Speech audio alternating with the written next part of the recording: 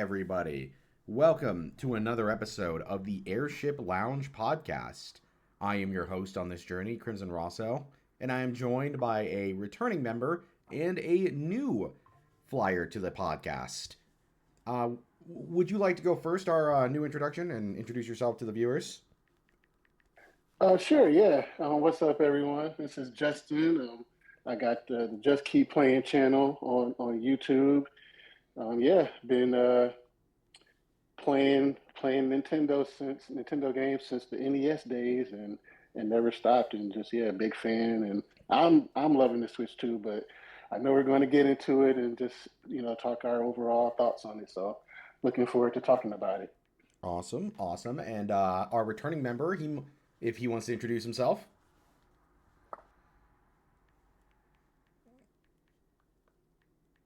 Zoo? Oh, shit. Oh, there he is. That technology strikes again. Yeah, man, we were just talking too.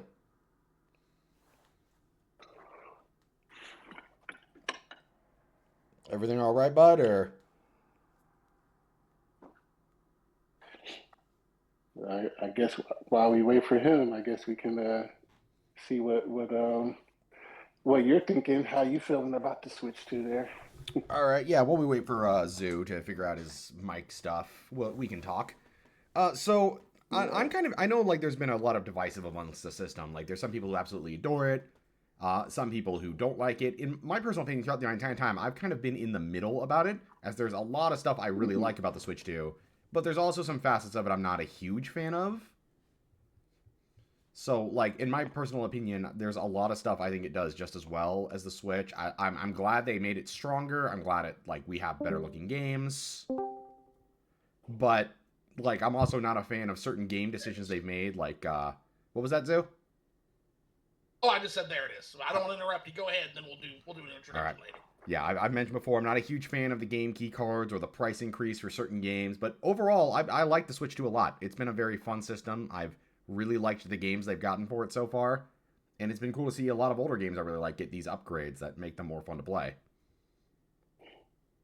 Yeah, absolutely. Yeah, no, the key cards are kind of like the hot button topic.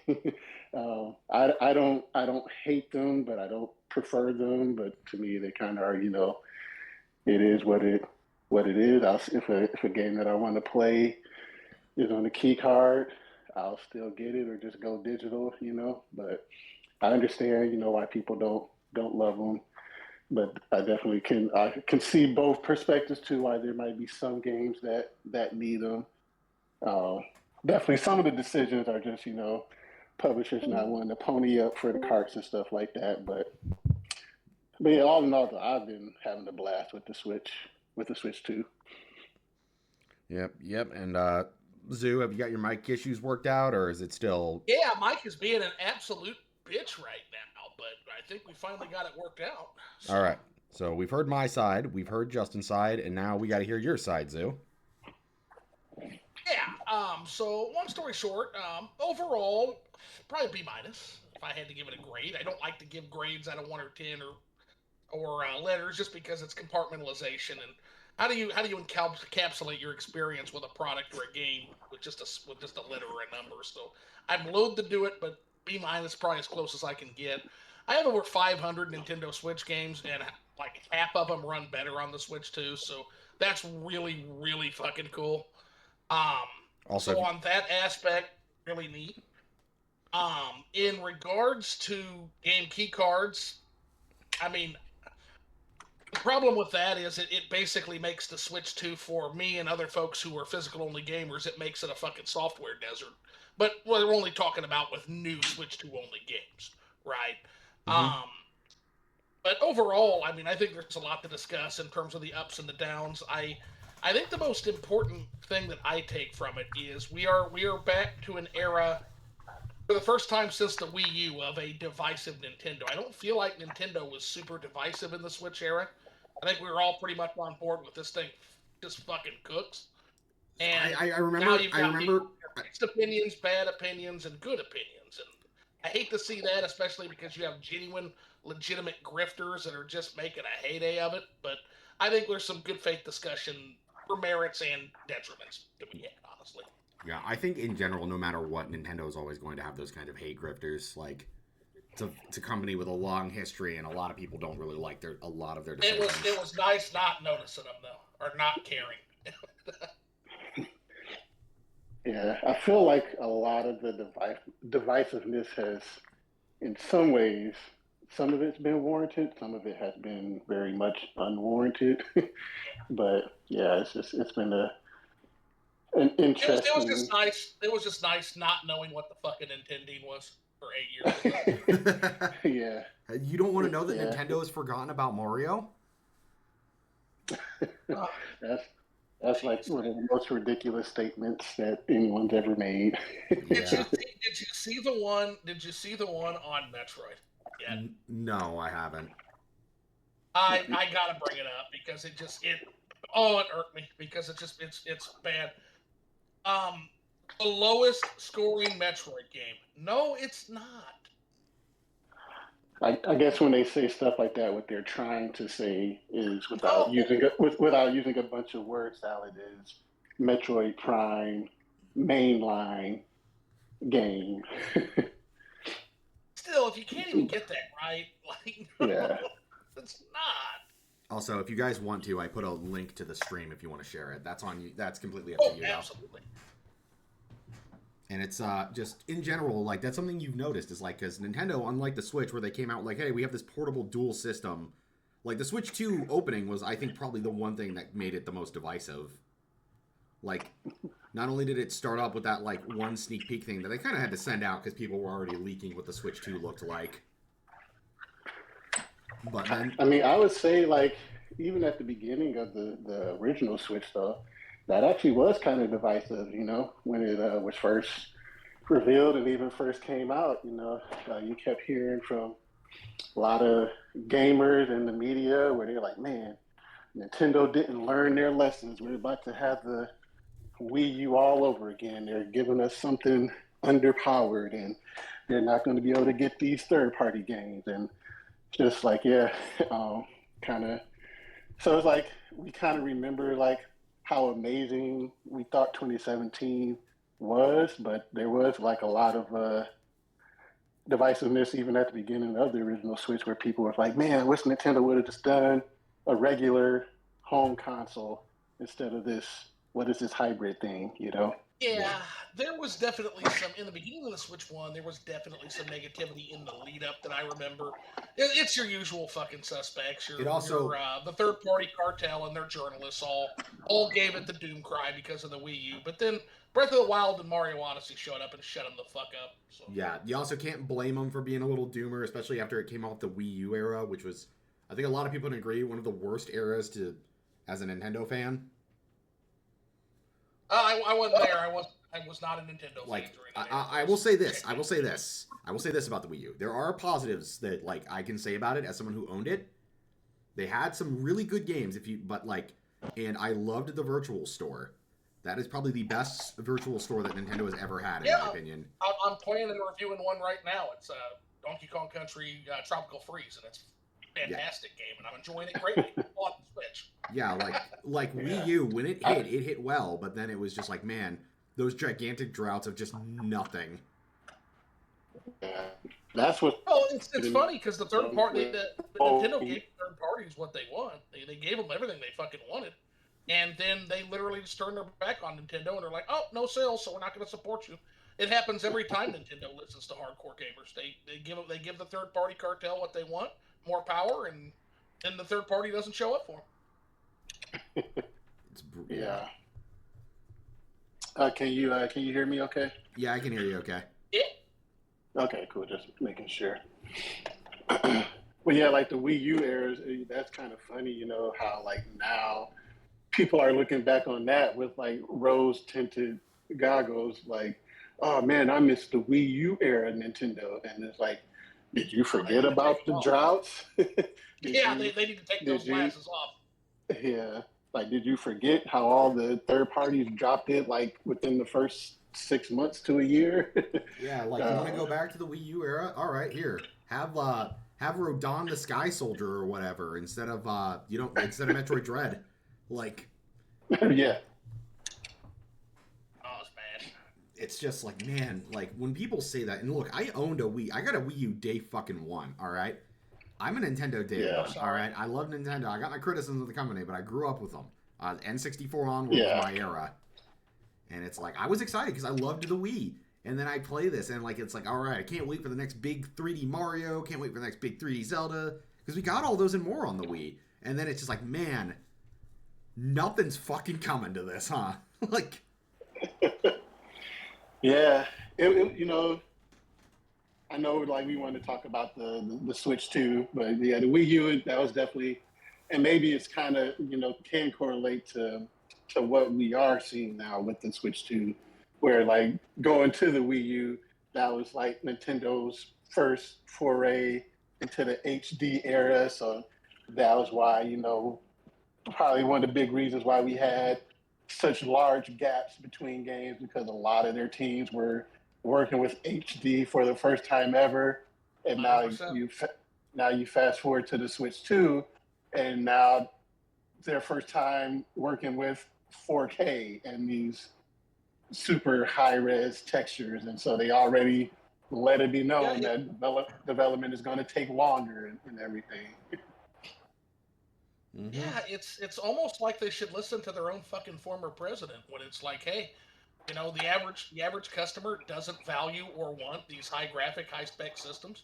This is the realm of obsessive freaks known as hardcore gamers, and you can actually satisfy most of the population two, sometimes even 3 generations back graphically. You look on Steam, like 9 people out of 10 are playing a game that's 10 years or older. Like it's just like it's part of what I didn't understand the jump to begin with. Like I'm a little more eased up on it now because I do agree. I don't think Nintendo did overshoot the market with this. Not as bad as I thought they would. It's still a pretty conservative console, right? Yeah, I'd say but I feel like it's a good middle ground.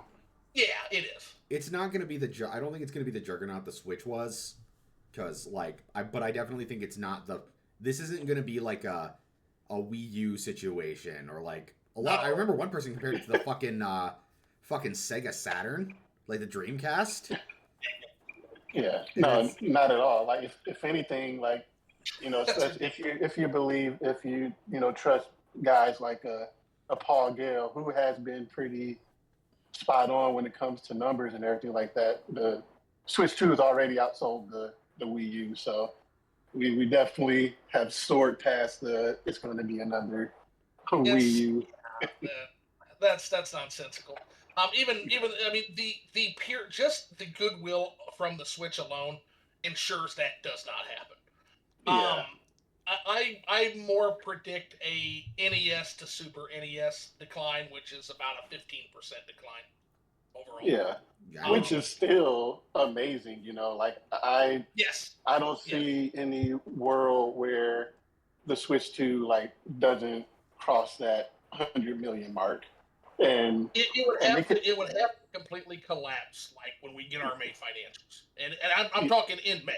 It would have to be collapsed by May financials for that to happen. I think the one thing that's going to keep it afloat is what they announced for 2026. Because one thing I've mentioned this to Zoo before, and like when he was talking about like we weren't really getting that, when people were pointing out we weren't getting like a 3D Mario to open up the Switch 2 or like a 3D Zelda that weren't like Switch 2 editions. My theory for the Switch 2 is they're opening up these 6 months and using the goodwill of the Switch to test the waters. That's why we're seeing Kirby games and Metroid and Donkey Kong. I think right now, there's something I think we can all agree on is I think all 3 of us can agree that Donkey Kong Bonanza is a fucking generational game, and it fucking slaps. And if you haven't played it yet, find a way to play. It is amazing. Yeah, absolutely amazing. For me, it's currently in that top spot for my game of the year. It's close. Yeah, it's real close. Yeah, it's fighting. I think I give it to 100 line, but it goes back and forth in my head, Justin. It really does. Yeah, and I think the main thing right now is Nintendo wants to see for like these first 6 to 8 months, They want to see, hey, can we turn Kirby or Metroid or Donkey Kong into our next guy that can stand up with Mario and Zelda? Like right now, because they sold. Because if you look back on the Switch, like Kirby and like Metroid and Kirby, especially Kirby, sold insane numbers for franchises that were usually kind of second Kirby place. Kirby broke out. Yeah, Kirby broke out. So, Kirby broke out for real. Yeah, so I think Luigi's Mansion's another one, guys. Luigi's Mansion broke the fuck out. Yeah, I think in general right now Nintendo's going like, okay, so we have enough good faith to secure ourselves for about a year or two. Let's see if we can test the waters and see if we can make these guys front runners, so that way we don't always have to rely on Mario and Zelda to be our big breakout sales. No, you're right. You're right. Yeah. But they need to, it's like a fight. I train in jiu-jitsu, right? They need to get those fucking hands up because, man, Nintendo's dropping hands a lot, man. They're letting people hit them a lot. They're leaving openings for these fuckers to hit them with. And some of it I see, like Justin said, some of it's warranted, some of it is absolutely not. But the openings are there, and they just weren't there throughout most of the Switch's life. Nintendo had an ironclad fucking spider guard. Yeah, they just don't. They let those legs slip, man. Yeah, they're being a little loose.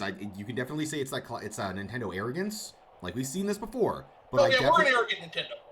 Yeah, I've seen it twice before. I've seen it with the GameCube, and I've seen it with the Wii U. I've seen it twice before. Yes, it's going to come down to when it comes to the software. I don't even think that is Nintendo arrogance, you know? Like, kind of like what you were saying earlier. It's like, you know, everybody was already saying, like, they're going to sell out of the initial, like, you know, launch shipment. Like, that's going to sell well. So I think that, like you said, that's a good opportunity. Why not test out a Donkey Kong to see if we can take Donkey Kong to the next level? Why not test out Metroid to see if Metroid can take that next leap? Like, maybe it won't be a 10 million, but maybe it can do Fire Emblem Three Houses numbers. Maybe it can jump to that 5 million. And then Kong isn't a pickle for me because if I were still, I'm sorry, go ahead. No, yeah, but you know, and then just like also taking into account that this is just the first 6 months. It's not even the first year yet. So for all we know, by the time we hit the end of the year, maybe Mario is announced by then, and we have that that big new Mario to look forward to. But yeah, what were you going to say? Nintendo Prime says we're not getting a new 3D Mario until 2028. I told him he's fucking crazy. Yeah, I can't say I agree. I mean, we'll see, but like, I mean, you got the movie coming out, you know, next year. That they're gonna want to deliver that, yeah. Like they're gonna want to capitalize off of that. Imagine. What I was saying about Donkey Kong was I'm in a pickle there because as a business mind, my mind is blown that we even got that fucking game in year one. I'm like, what the fuck are these guys thinking? But as a gamer, I already have a great 3D Mario. It's the 3D Mario that made me a 3D Mario fan. It's Mario Odyssey. I already have that game. I'm glad they made Donkey Kong Country or Donkey Kong Bonanza. Yeah, I'm actually really glad. And let's be real, Donkey Kong has definitely needed a second shot at the big 3D platformers after Donkey Kong 64. It did it well. Oh yeah, absolutely. Like there's aspects. I know it has. I went back. It has people that love it, but yeah, I went back to 64, and there's stuff I like about it. There's definitely a lot of polish. There's definitely a lot of effort put into it, but good God, they needed people to tell them when to stop in that game. Donkey Kong Bonanza is so good. I'm literally going back and I'm just doing all 3 games, boom, boom, boom, on the Switch. Donkey Kong games in a row. I'm reviewing them. That's how fucking good. That's how blown away I was by Bonanza. I literally interrupted the Mario arc before I got to Wonder, which is the 2D Mario game. Yeah. And anybody who knows me and Mario knows how fucking crazy that is. Yeah. It's so like you're doing Returns and Tropical Freeze. Mm-hmm. Doing those right now. And by the way, Returns, I gotta disagree. There's so many people. If you've seen the coverage on the Donkey Kong Country Returns Nintendo Switch port, these people are out of their fucking minds, guys. They're out of their minds. These reviewers talking about how this is the worst, laziest port. Like, I want to rip the puppet off Arlo for that. It's like, did you play it? Or are you just mad because you saw the $60 price point? I think that's what gets a lot of people. They see the price points, and so then they automatically jump to it's lazy. Like I get No, it it's if for every penny a $60. Game's great, man. yeah, I forgot yeah. how good that game was. And honestly, there are aspects of it I prefer over Tropical Freeze, as crazy as that sounds. The levels are a little shorter. They respect your time a little bit. There's more of them, but the levels are really snappy in Donkey Kong Country Returns. And it's a harder game than Tropical Freeze. Tropical Freeze doesn't get really hard until like the last couple of like the Fruit Factory and like the Frozen DK Island. Whereas Hmm. Returns is hard by like World 3 it's blasting it. Yeah, Yeah. one thing I liked about like I definitely think from a gameplay perspective I like Tropical Freeze a bit more because I like the Kongs all having different abilities. That was awesome. Yeah. And the level design, just the level design there, and the world, the music. Yeah, Yeah, it's I still think Tropical Freeze is the better game for sure. But there are aspects of Returns I like.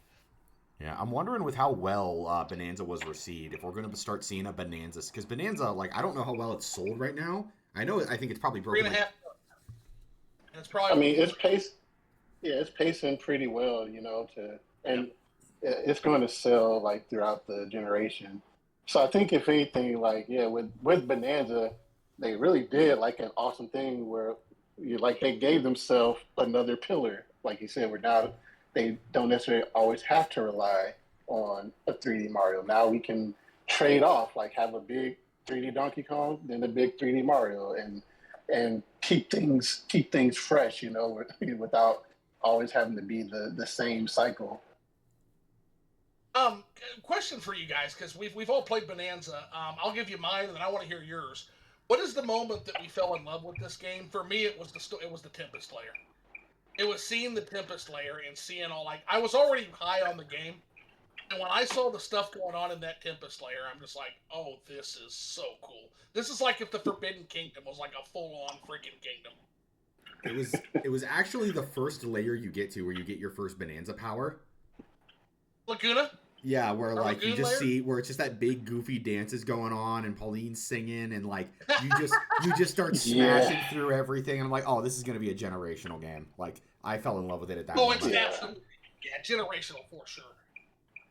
Like and It's so yeah, so it was twofold for me. It was definitely um, just, just early on, like you said, when you get that first Bonanza, and then like after a boss fight, I just sat there instead of jumping to the next world. I was like, I just want to destroy everything, and yeah. like I literally did that, and it was at a time where like I needed something like that. I needed that therapeutic type of gaming, and just being able to destroy the world like that was very therapeutic.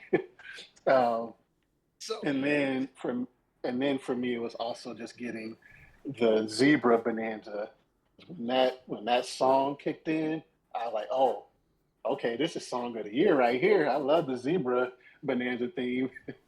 Like Yeah. there, there were times where I would just like let that Bonanza theme play out. uh, so yeah, I also don't want to. I don't want to go into spoilers, but I assume we've all beaten the game.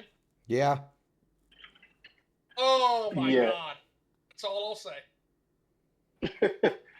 yeah. That Oh definitely my took god! things to another level. Yeah, that was probably one of the best endings I think a Nintendo game has ever had. We feel like it's better than Yes, Odyssey. I half feel like it's better than Odyssey, and I love Odyssey. I don't know. I do think its there ending is are. Go ahead. I will 100% say I think that ending is better than Odyssey's solely just because I love the final battle a lot more. Just the whole concept of like fighting it out with King K. Rool, and like I also love that this is just the explanation of how him and Donkey Kong became enemies. Yeah. So I would like there are like Oh, it's a prequel, isn't it? Yep, prequel. there yeah there are parts of it like that I think it does a lot better than Mario Odyssey.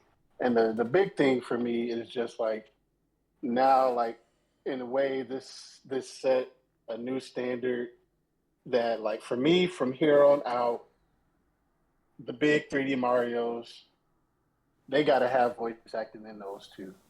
Like, having the voice acting with Pauline and just even just the story that it told, like, helped me feel like a whole lot more connected to the world in Bonanza, and it for real definitely gave that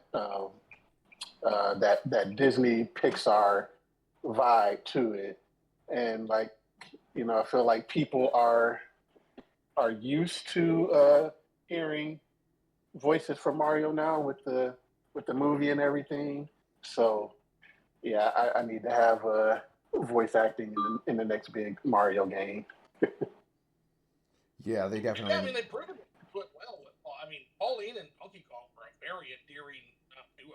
Really endearing. Yeah, like Yeah, it was the goofy uncle together with his aunt, Yeah, with his it's niece. really cool. yeah. That was one Like, of my. I loved, like, literally. I was gonna say, I loved all of the, like, when you would go and like take a nap and like all the little conversations that Pauline would have with DK. Those were like so precious. Yeah, my favorite part of their bond was at the end of the every like super level boss. Like one thing I liked is how Pauline slowly opened up to DK. Like at the start, when like you get the first big Yeah, banana and he's doing the big goofy dance and she doesn't want to be a part of it. And then like in every later level afterwards, like she's just immediately jumping into it. Awesome. It's yeah, it's very cute. I love their bond. Yeah. yeah. No, I really love that. no, it's really good. So we got that. That came out. I think that and say what you want about Mario Kart World. I think that was the literal strongest sauce they could have put on their new spaghetti. I really do.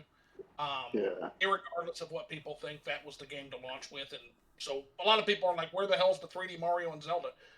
They launched with fucking Mario Kart. Do they really need it? I don't know. It doesn't yeah. seem. Launched with Mario Kart and a spiritual Mario successor. So I think they're doing okay.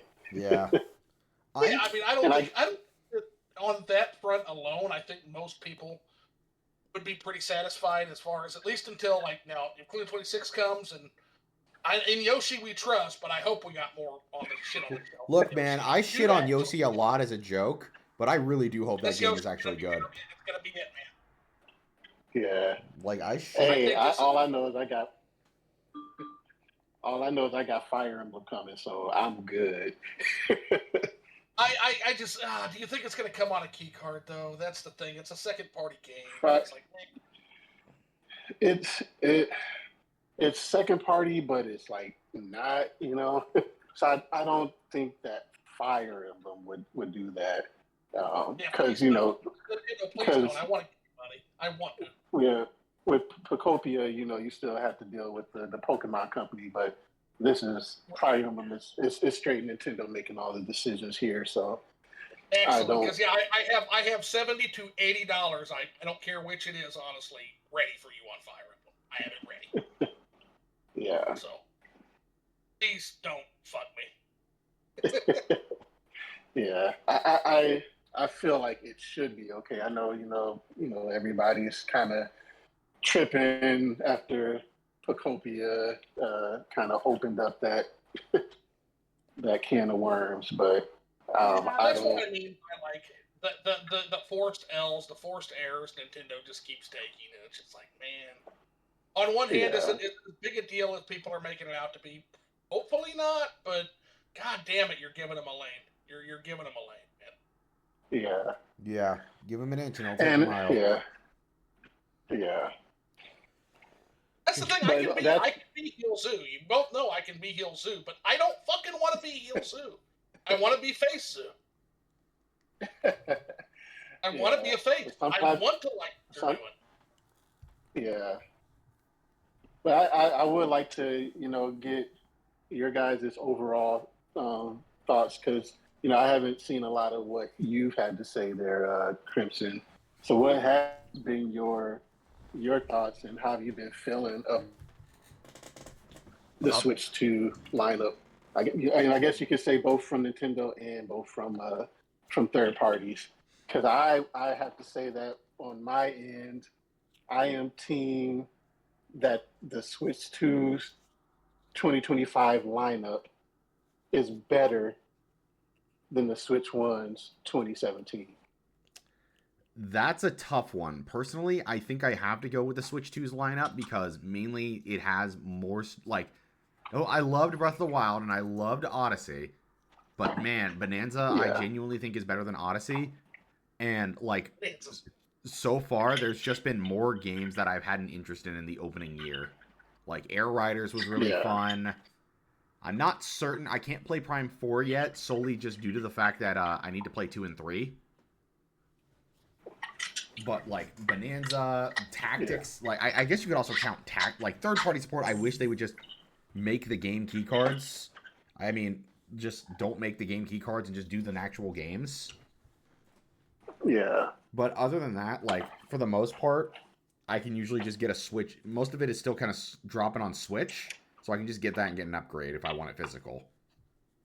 Yeah. So what I would add to that is I don't think so. Honestly, looking at the lineup, I don't think it's arguable that the Switch 1 had a better launch lineup than the Switch 2. I actually agree with you guys. The thing is for me, it does not. But I am not everybody, and in fact, if you look at the statistics, statistically speaking, I don't know about key cards. We don't have the data for that. We don't even know how they count those as physical or digital sales. Hey, Rush. But the market is trending more and more digital every year. So most people don't care. They'll get a digital game. They'll get the store.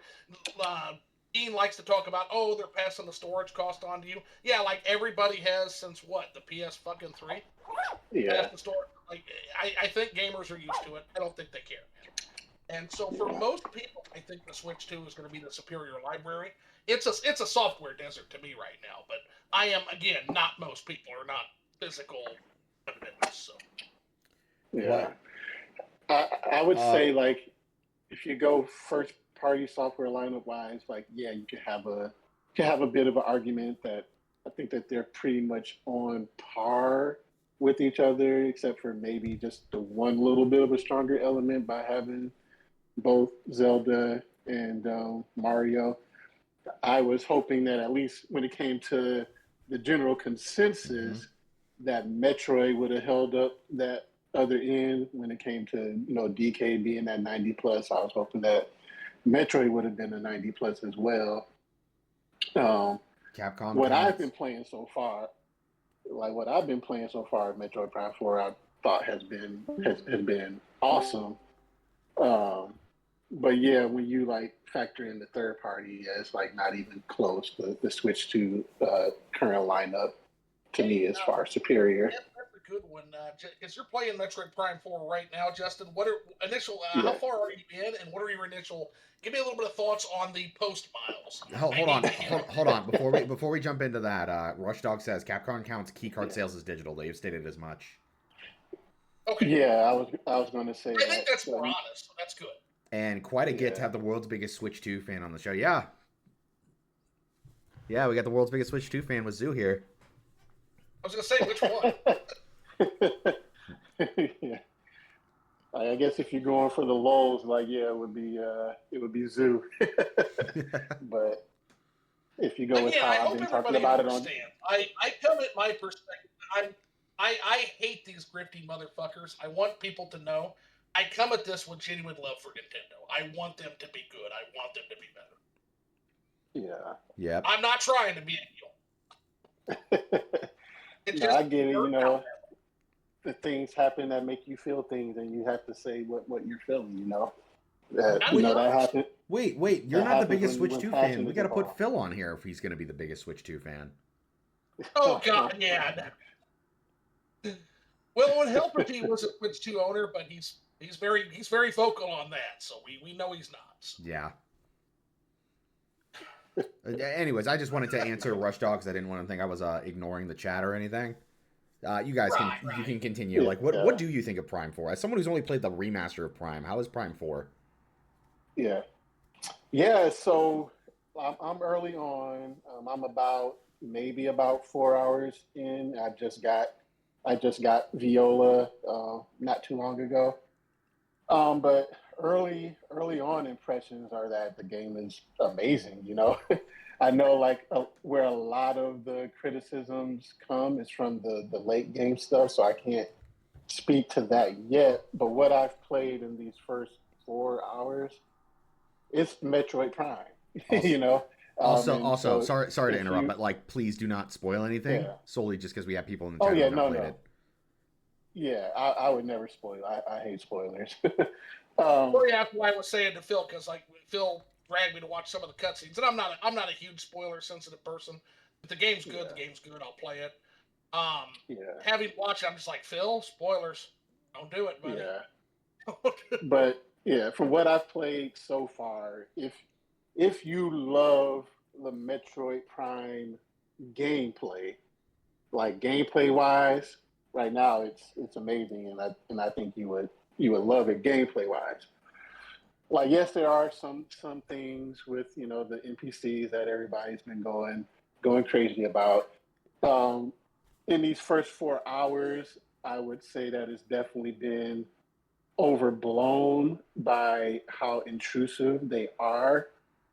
There's like maybe one moment where I'm like, "Shut up, Miles," because he's like, "Hey, Samus, you should try using this new thing or try doing that." Like, yeah, Unacceptable. It's nobody got wants that in their yeah, nobody wants that in their Metroid game, but that doesn't happen a ton. And like the time you spend with him is like maybe it's been about 10, 15 minutes, and then you're back on your own again and figuring out things on your own and stuff like that.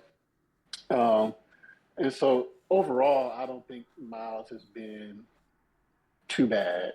Um, I can't speak a whole lot to the desert just yet because I haven't like had to spend a ton of time in it. But the little bit of time that I've spent in it so far, it's been fine. And I know there's the new complaint about the music and all of that. From what I've the little time I spent in the desert so far, to me it seemed like a artistic choice because it's just more kind of like ambient sound, ambient music playing in the desert, and in my opinion, that does give you that kind of isolated, kind of Mhm. scary vibe for being in the desert. So if that's what they're going for, I feel like that worked, as So a hold on, Justin. Let me design stop you choice. real quick. So you Yeah, said there is ambiance, and there is like an ambiance. Because that's the thing people yeah, forget. And if you go to Metroid, if you go to OG Metroid, which I love, people forget that yes, that game had really, really nice, dark, evocative OST soundtrack. It has one of the best soundtracks of any Metroid, actually. OG Metroid yeah, soundtrack, noted. But there are also elements of quiet. There's elements yeah, of beep bop boop bop boop beep bop boop bop beep bop boop. Like there, yeah, that's called ambiance. And if we're talking about ambiance, that's different than silence. yeah, So you're saying there's ambiance in the desert? yeah. Yeah, there's Okay. like yeah, it's like there's definitely ambient sounds going on. Oh, okay. Yeah, That's very different than silence. Um, yeah, that's good to hear. The other thing is, I have a buddy who's completed the game, and he took the day off and just played it, and he said he had no problems with the desert. He said he actually kind of liked it. yeah, yeah. Like I know, people say that is like maybe can take a bit to get through or something like that.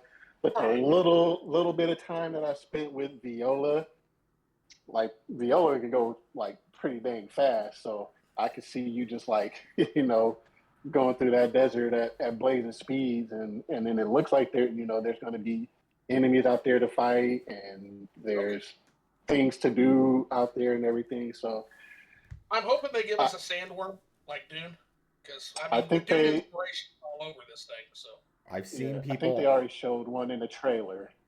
sweet. I've seen people Yeah, online recommend playing Horse with No Name while riding around the desert, and OG Metroid was only quite in the power-up rooms and elevator rooms, if memory serves me correctly. I can't really say because I haven't played the original Metroid. My Metroid knowledge yeah, goes from like Super Metroid onwards. Okay. That's a good place to And start. Not gonna lie. yeah, I, and I would say to you, Crimson, like if you're like wanting to play through 2 and 3 just for like posterity's sake of playing 1 and 2 and 3 and then going to the 4 so that you can play in sequential order, that's cool. But from what I've gathered, like not just because of Nintendo saying it, but seeing like some of the Metroid super freaks and what they've had to say and everything like that, um, you don't have to worry too much story wise about 2 and 3 before jumping into 4. I kind Because of like guessed 4 that is like Metroid isn't like super yeah, heavy on narrative from what I've seen. It has connecting stuff like yeah, Dread connects to Fusion, yeah, but like other than that, like I probably could, but at the same time, I also want to see what 2 and 3 are like. It's a weird thing. yeah. It's what I do because on my like little side tangent here on my YouTube channel, I do review marathons of RPGs, and it's like I always start from like the beginning and work my way through it. And I think that's just kind of become the way I Yeah, play games now.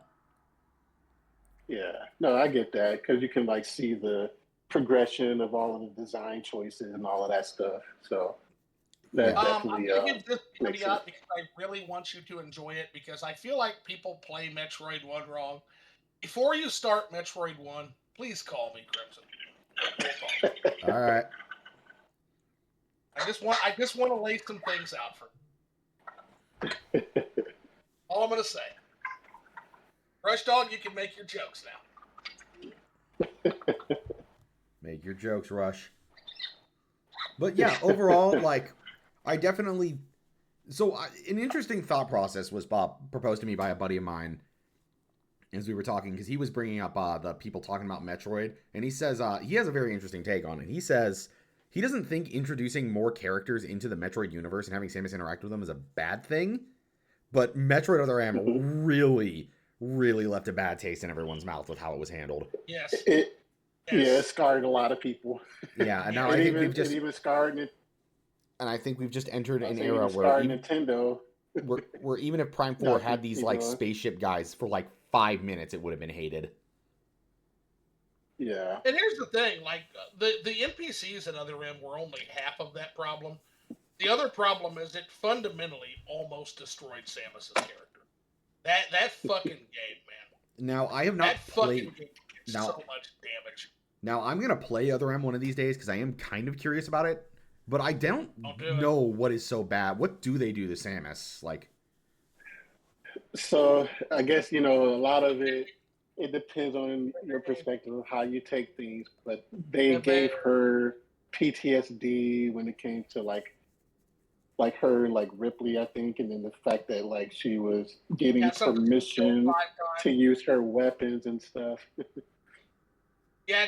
Won't use her weapons until Daddy had them. They turned Samus into a person with a mother fixation and daddy issues. That's what they did. that is cringe, bro. Cringe. Oh, Yeah. you have no fucking. By the way, the ship she's on is called the Bottle Ship. In case you're What? not getting it all the way, you Okay. get what Sakamoto's going for. I hope you get it. If not, you're on the Bottle Ship. Oh, jeez. Metroid Other M. Do you get it yet? Jesus. You know, I think Do you get it? This my very personality over- concept for Samus, for all I played of Metroid, is a chick who like does the right thing and it clearly cares about people, but she never really Yeah. needs. She's a woman of few words. Yeah. Like her, And she's when here she to. and when she Samus Aran speaks, is a bounty hunter. She's a bounty hunter. So think Boba Fett. That's Samus Aran. yeah, Like she'll do the right. Like I feel like she has a conscience, but at the end of the day, she doesn't like. yeah, She doesn't like need to pontificate how she feels. Like she's someone you could look like. For a weird comparison, I'd say she'd be like Robert Pattinson's Batman from the Batman Matt Reeves movie, where she's like okay. woman of very few words, but you get what she's thinking through her like body language alone. Gotta push back here. Would Robert Pattinson's Batman commit a species-wide genocide, and then take the last baby Metroid and drop the little fucker off to be dissected for energy to the Federation? Okay, that's 'Cause fair. that's what Samus did. That's fair. But see, she thought she was doing the right thing, right? But I She still was stand. doing the right. I mean, the Metroids were a fucking menace until the X Parasite was discovered. Then it's like, Yeah. oops. Yeah, that's why but I still stand by, she'd be a woman of very few words. And when she talked Yeah. is when it actually, like in Dread, I think is a perfect characterization. Where she meets Oh, the yeah, she was last, great. Red. where she meets the last Chozo and she's like, I will help you. And it's Yeah. like, you feel awake because that's Oh, the it was only so time she Like, really talks in the game. yeah. Talk about ending sequences. That was definitely one of the best good. ending sequences in a Nintendo game throughout the entire Switch generation. Dread is such a good game. It has a soundtrack that is vastly inferior to almost any other Metroid game, and it's That's pretty still much my its only fault. favorite. Yeah. I think Other M's It's portrayal. still without having a good soundtrack. Dread is still my favorite Metroid game. That's how good Dread is. Okay, Rushdog here Yeah. says, I think Other M's portrayal of Samus has impacted Prime 4's portrayal. They made Samus too stoic to where she literally says nothing to characters directly speaking to her. Yeah, that's weird. I did see that. That's weird. Like, I get that Samus should be a woman of few words, but that's the thing. A woman of few words, not a fucking mime. Yeah. Introspective, but that was more because she was interacting with like other people. I mean, when she's like on a mission, she doesn't like talk a whole lot. That's my ideal version of Samus. Like Dread Samus is my ideal version of her. Right? Is Yeah. yeah, that is the ideal Samus. Yeah, she's around people. Mercury's team understood the assignment. They understood the assignment. Yeah. Yeah, it's just like I'm not against Samus interacting with characters and talking with them, but it's like, man, you really gotta wean it in better is the problem. And I think like you can't just have these guys going like, oh look, it's Samus, oh it's so cool. Like Yeah, look, Sarge, she did Morph Ball. yeah, like it'd be That's interesting. the fucking problem there. It's not talking because I don't. Characters can talk. Fuck Ravenbeak. All he did is yap. OJ makes that point. All these people saying that there's no talking allowed in Metroid. It's like, did you play Dread? Did you listen to Ravenbeak yap? He was a professional yapper. It was good. It was well done. Yeah, perpetual yapper. Yeah, I think they need to. Absolutely. Yeah, OJ's like, that guy's a perpetual yapper. Yeah, I think All if that they, guy does. I think if they want to, then like they need to find a middle ground because I'm not against them introducing more characters for Samus to interact with, but they need to find a middle ground for it. Yeah.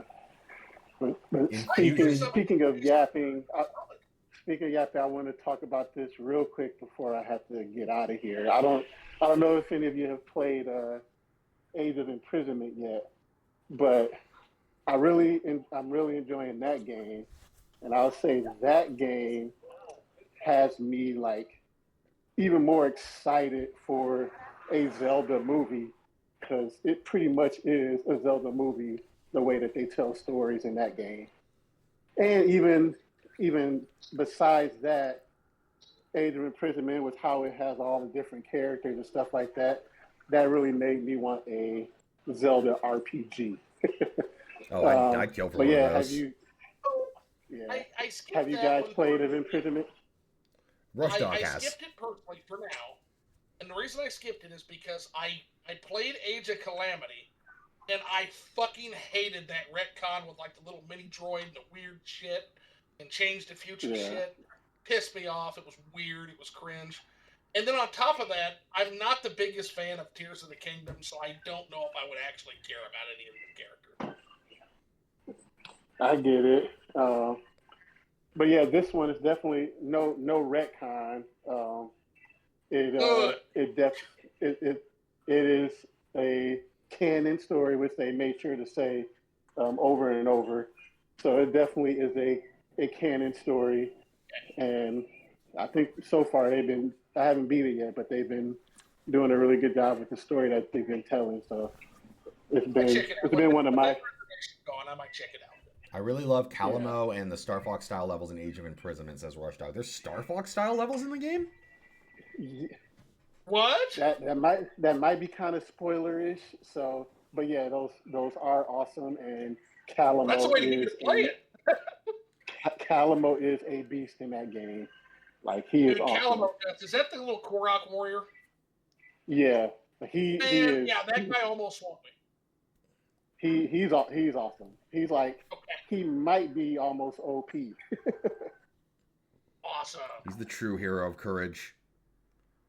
Yeah. I do like him. I do like him. Also, I do like...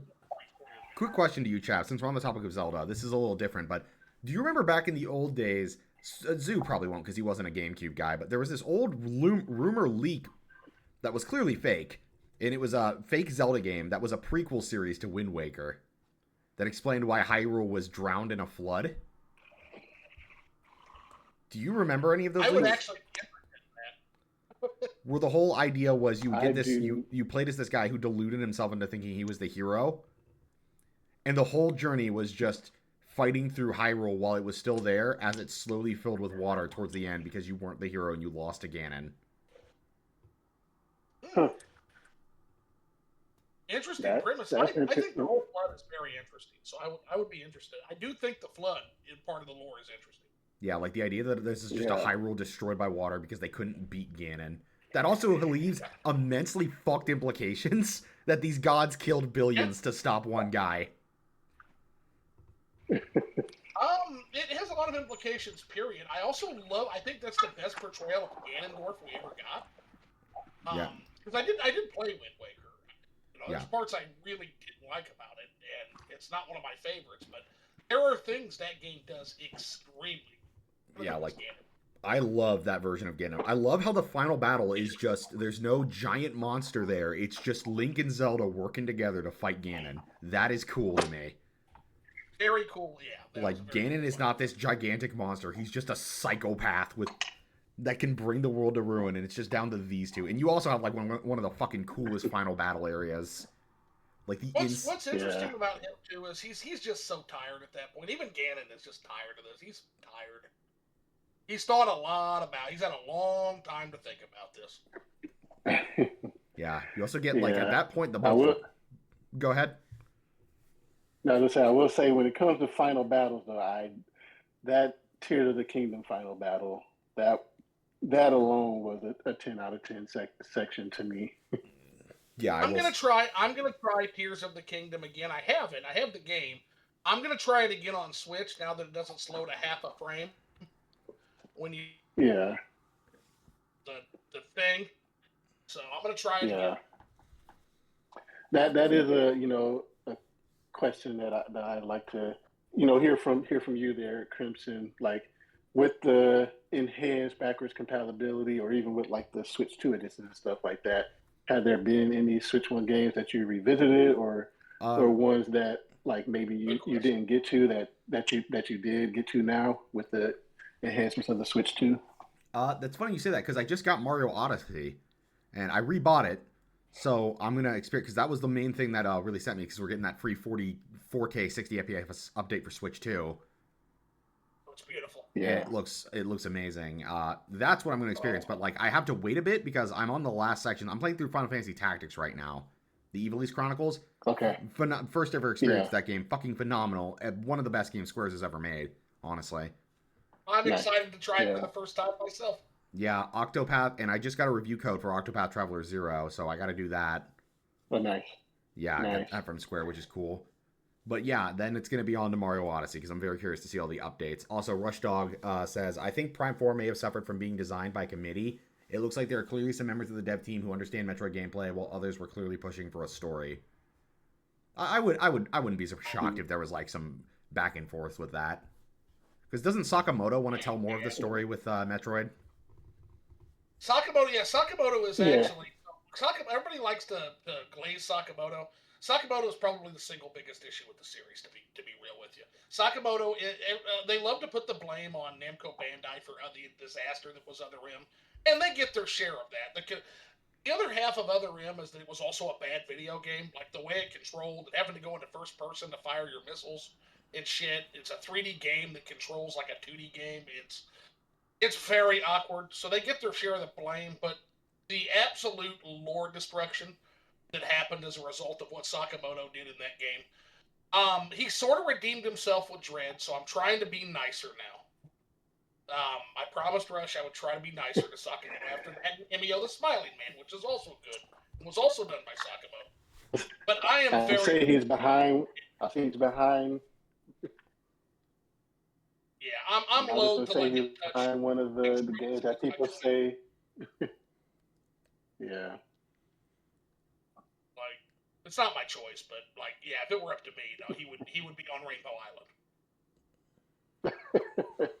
Damn. Hey, just that's how it goes sometimes. Not everybody can't bat 100 every single time, but But you got to hit the home sometimes. run when it matters, and Metroid matters. Yeah. No I mean, strikeout when on it really Rainbow. counted, yeah, when it really counted, he did hit that home run with Dread. So, He did. um, Dread was good. yeah, Dread was good. yeah, He learned. He yeah, seemed to have learned. yeah. For me, like I know, like it might be an obvious one, but definitely with the Switch 2 enhancements, like Pokemon Scarlet and Violet, like that made that like a whole nother game. Like, yeah, it I still still need to doesn't try that. look as great as it should, but now it's the game that should have been on the original Switch. And Yeah, I've like I got would say, like it's such a difference that it could take that game, which what I think was a 60 or something like that. Like it could take that game like 20, almost 30 points higher now. Yeah, I really like Scarlet and Violet, despite what a train wreck that game was. I still enjoyed the shit of my time with that. It's still Yeah, weird that there's no interiors and you can't fix that with a patch. That's weird. But as far as the Pokemon selection and the world and being able to do things out of order for a challenge, some of those decisions are the best in the series. and the Not character gonna lie. and the rivals yeah, actually being characters. Yes, there's some really good decision making in those games. yeah, By game. It's just I just one. feel like he was It's just lost in held the by the mix. fact down bound by bleh. It's just held down by the fact that it was released in a completely dog shit state. Yeah, yeah, yeah. For yeah. me, to answer the question, it's Bayonetta 3 is Mm. an entirely new game, and then Astral Chain. Nintendo claims it's not a new game, but it seems to be a lot better to me on there. And that Mm. might just be Switch 2 bias, just playing it, but I really Yeah. think Astral Chain shines on there. It must be that it's just like locked. Like maybe there were a couple dips from that 30 on the original Switch, and now on the Switch And now One, it's it's like locked. locked in at that 30. Yeah, and it Um, seems to look but better. It always looked good. yeah, yeah, that game is definitely a game that like just screams how good and how important art direction is. Oh yeah. Oh dude. You can do more. Nintendo understands that assignment, by the way, better than any other company on planet Earth, I feel like. Look at a game like Xenoblade, the Xenoblade trilogy. Yep. Like, even on the Wii, Xenoblade looked better than some PS3 games, right? If you look at, I'll give you another example of a game like that. It's a weird example. Silent Hill 2 and Silent Hill 3 on the PS2. There are certain games where the art direction literally beats graphical fidelity any fucking day of the week. Yeah, that's something that I wish a lot of developers would learn from, because like that is like the perfect way to keep your games timely, because you wouldn't need these gigantic hyper realistic budgets if you just understood how useful art direction can be in the long run. Yeah. Speaking of Xenoblade, there's another fun one I found. I think that was that um, hipster, whatever his name is. I don't think that's a real Uh, person. I'm Tripster? gonna Oh, go out you on oh Tripster? Oh, we're talking about him now, huh? dude. I that, don't think that's a real person. I think that's the anti Harmon Smith. I don't think that. I think that's a character that he plays. There's no fucking. I called him on one Metroid thing today. He's like, look at this vaginal architecture. This is clearly pushing some kind of feminist agenda. And I'm like, who? Okay, uh, who's gonna? was it because He's of never. was it because was it because of how the doors look or something like that? Yeah, and I'm just like, who's gonna tell him? Metroid. That's by design, stupid. Yeah. Just I, do you know what he's getting at there, Crimson? I do not like, honestly. Like So there's been I th- was flabbergasted. I asked him. I said, hey, real question, because I'd love to get you on Liquored Up Live with Harmon Smith, who's like this insane Nintendo fanboy. Oh, And I want to get him and Tripster on a podcast and just let him go. That would be fucking hysterical. Unfortunately, Tripster at the very least knows when to stop. Harmon unfortunately doesn't. I need those two in a room together. And I'm not going to say a word. Thankfully, I don't know who Harmon Smith is. Pro wrestler, go at it with the Do you think they'll walk out? Do you think they'll leave becoming gay lovers? Maybe.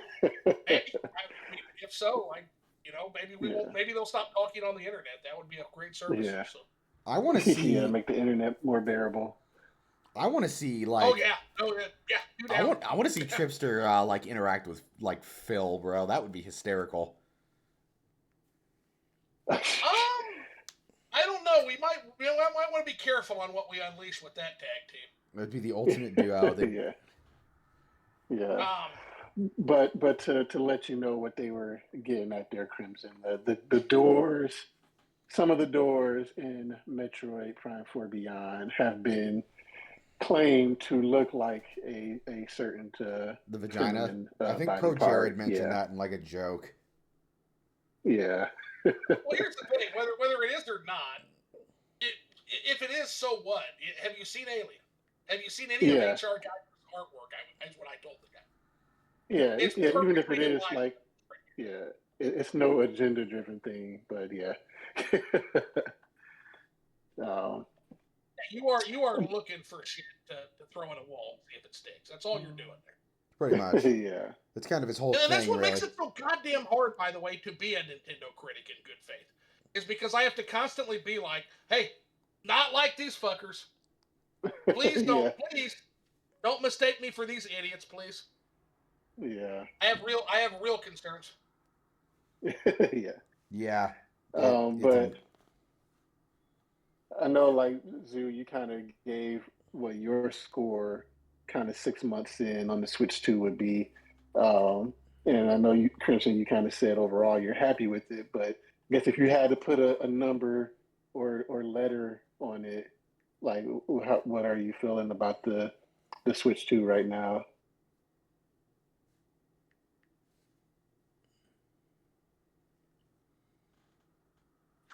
Zoo? Uh-oh, did his mic cut out? Again, that has the potential to increase or decrease. I say okay. Right now. I'm overall happy with it, but again, I'm that weirdo that has over 500 games, and half of them are going to perform better on the Switch too. So, like, I've got a big backlog that is greatly benefiting from the Switch 2. So, I that will not be, if I were just a guy that had 10 games, that might be a C+, but I'll give it a B- because I'm benefiting tremendously from the extra oomph. Understandable. Yeah. For me, it might go down if things go off, but I think I would give it like an A if we were talking about ranks here. Like right now, it's an A for me. It could become an S if it like keeps up a good momentum. Yeah, I feel that. Like, it's definitely. It's Island, and I will get to an A here. This. You give me the best Yoshi game. That's Yoshi's Island. You give me a Yoshi game with some actual fucking goddamn effort. I'll up that to an A in like February or March or whenever that game comes out. It's coming soon. Yeah. Okay. So I gotta get ready to head out, but I'll say for me, like, it's definitely sitting at that A right now. Like, there's been way too many awesome games, to play this year, for it to be anything less than that to me. Like Mario Kart Donkey Kong Bonanza was a great start, and then maybe there's a little bit of a lull, but that's where being able to play some of that backlog came in, and then to get hit like back to back with games like Hollow Knight Silk Song and then Hades 2 and Trails in the Sky, like that was crazy. And then even the Nintendo back to back with, I know you said you didn't love it, but even Pokemon Legends ZA, Kirby Air Riders, Hyrule Warriors Age of Imprisonment, and now Metroid Prime 4. I've been playing a lot of games that I've been loving, so that's what it all comes down to. You'll be proud of me, Justin. I tried really hard to love Kirby Air Rider. I tried. I heard, I saw. You gave it a I try. tried. Hey, like that's if you try and you don't like it, that's all that Couldn't really get it. matters. But here's the thing: Yeah, Sakurai, that guy was so happy and he was so passionate and he loved what he was doing. And yeah, I'm not sorry. I'm not sorry I bought it for $70, even though I traded it. I'm not sorry. I got to experience it. yeah, I got to support Sakurai. He seems like an amazing dude. For what it's Yeah, worth. and yeah, So, even if you didn't like it, it does seem like a lot of people really like Air Riders. yeah. Like the Air I hope Riders it does. fans are I like genuinely hope super it does. happy. I hope it Yeah. Um, I will say, like, playing through it, like, I enjoy it, but the entire time I play it, I'm like, man, imagine if this would have been Kid Icarus and how awesome that would have been. a game that people have actually asked for, you mean? Yeah. Yeah. But hey, I gotta get out of here. But definitely thank you so much, Crimson, for having me on. I really appreciate it. No problem. Anytime. I'll Yeah, link. definitely we'll have to do it again. Hey, do you have a YouTube channel or like a Yes. Twitch? Yeah. Let me Yeah, know I'm what it on is, YouTube, and I'll yeah. link it when I upload this video to my second channel. Yeah, definitely. That'd be appreciated. It's Just Keep Playing on YouTube. Gotcha. It's a good channel. Check it out too, Crimson, when you get a chance. He's got some good stuff. All right. Yeah, I'll I link appreciate your it, channel brother. later. Yeah, because that's what I usually do when I have people on here is upload this to the second channel, which I'm deleting some of the other streams on there and turning it into solely a podcast channel, and I'm starting a third channel because I really got to start uploading my actual Twitch streams. Yeah. So I've been super lazy on that. What is this insanity that I Yeah. hear that they delete your fucking streams after 30 days? Is They that deleted true? after 2 weeks. What in the fuck? Yeah, I don't know why, but it's why it's super encouraged to use YouTube and TikTok when you're making it. When you're making Twitch, because your Yeah. channels Oh can my stay up God. forever. Yeah, it seems like Twitch keeps making a lot of decisions, keep them from not being at the top of the content creation game. Well, they very much could is the Yeah. thing too, because like Twitch So stupid. is like a great community system, but like they just keep tripping over themselves. Man. Yeah. All right, but thanks for having me on, and definitely appreciate you linking the channel. And yeah, definitely we'll have to do it again. Yeah, anytime you can. I definitely want to try to bring back. I haven't done a whole lot of podcasts recently, and I want to bring them back in 2026. Yeah. I've already got Oh, one. Justin That'd did be great. awesome. Yeah, I met him over in OJ's community. There was a lot of great people over there. So I definitely should check out OJ's Yeah. community at some point. I kind of just do my You own do. thing more than Yes. anything. there's so many cool people over there. Yeah. All right, I'll talk to you guys though. All right. Justin, see you later, man. I appreciate you. Yep. Thank see you for later. joining Have a good us. one. Yeah, thank you. All right, talk to you. Bye. All right, so now it's down to me and you, Zoo. All right, what should we talk about next? Yeah. Well, I mean, let's see what else we got on the Switch. Yeah, I guess we can cover my Air Riders experience. Yeah, we covered I it. can't steer. I can't fucking steer, man. Really? Because I thought the That's controlling what in that all- game was like, funnily enough, I thought the controlling in that game was like perfect for me.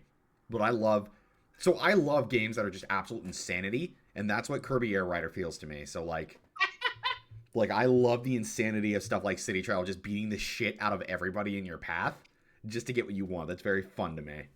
I mean, it's awesome until I come to a turn and I hit the fucking wall. And I can't turn in that game. Yeah, you got to use the Worth a B. I shit. think you have to use the brake on the B button to turn. Oh yeah, I mean, I know it in concept. I just couldn't get it down. Maybe my brain's just too fucking old. Maybe. It's too decrepit, right? But Right. Either way, I had fun. It's very much what I wanted an Air Rider sequel to be. Like, it's not trying to be like the next Mario Kart or like the next Sonic Racing Cross Worlds. It's just being its own thing, and I like and that. Yeah. For it needs to be. It needs to be an Air Riders game for all 5 of you. Yeah. And I can definitely tell that it won a lot of people over. Like, the game, from what I've understood, has been very popular.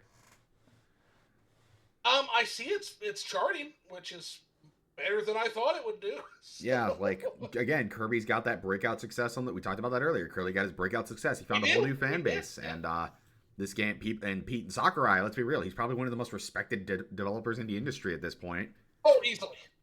So I mean, when you can single-handedly sell, you know me, I'm the most cynical son of a bitch you probably know, and when you can sell me based on an earnest, passionate personality, that dude could sell.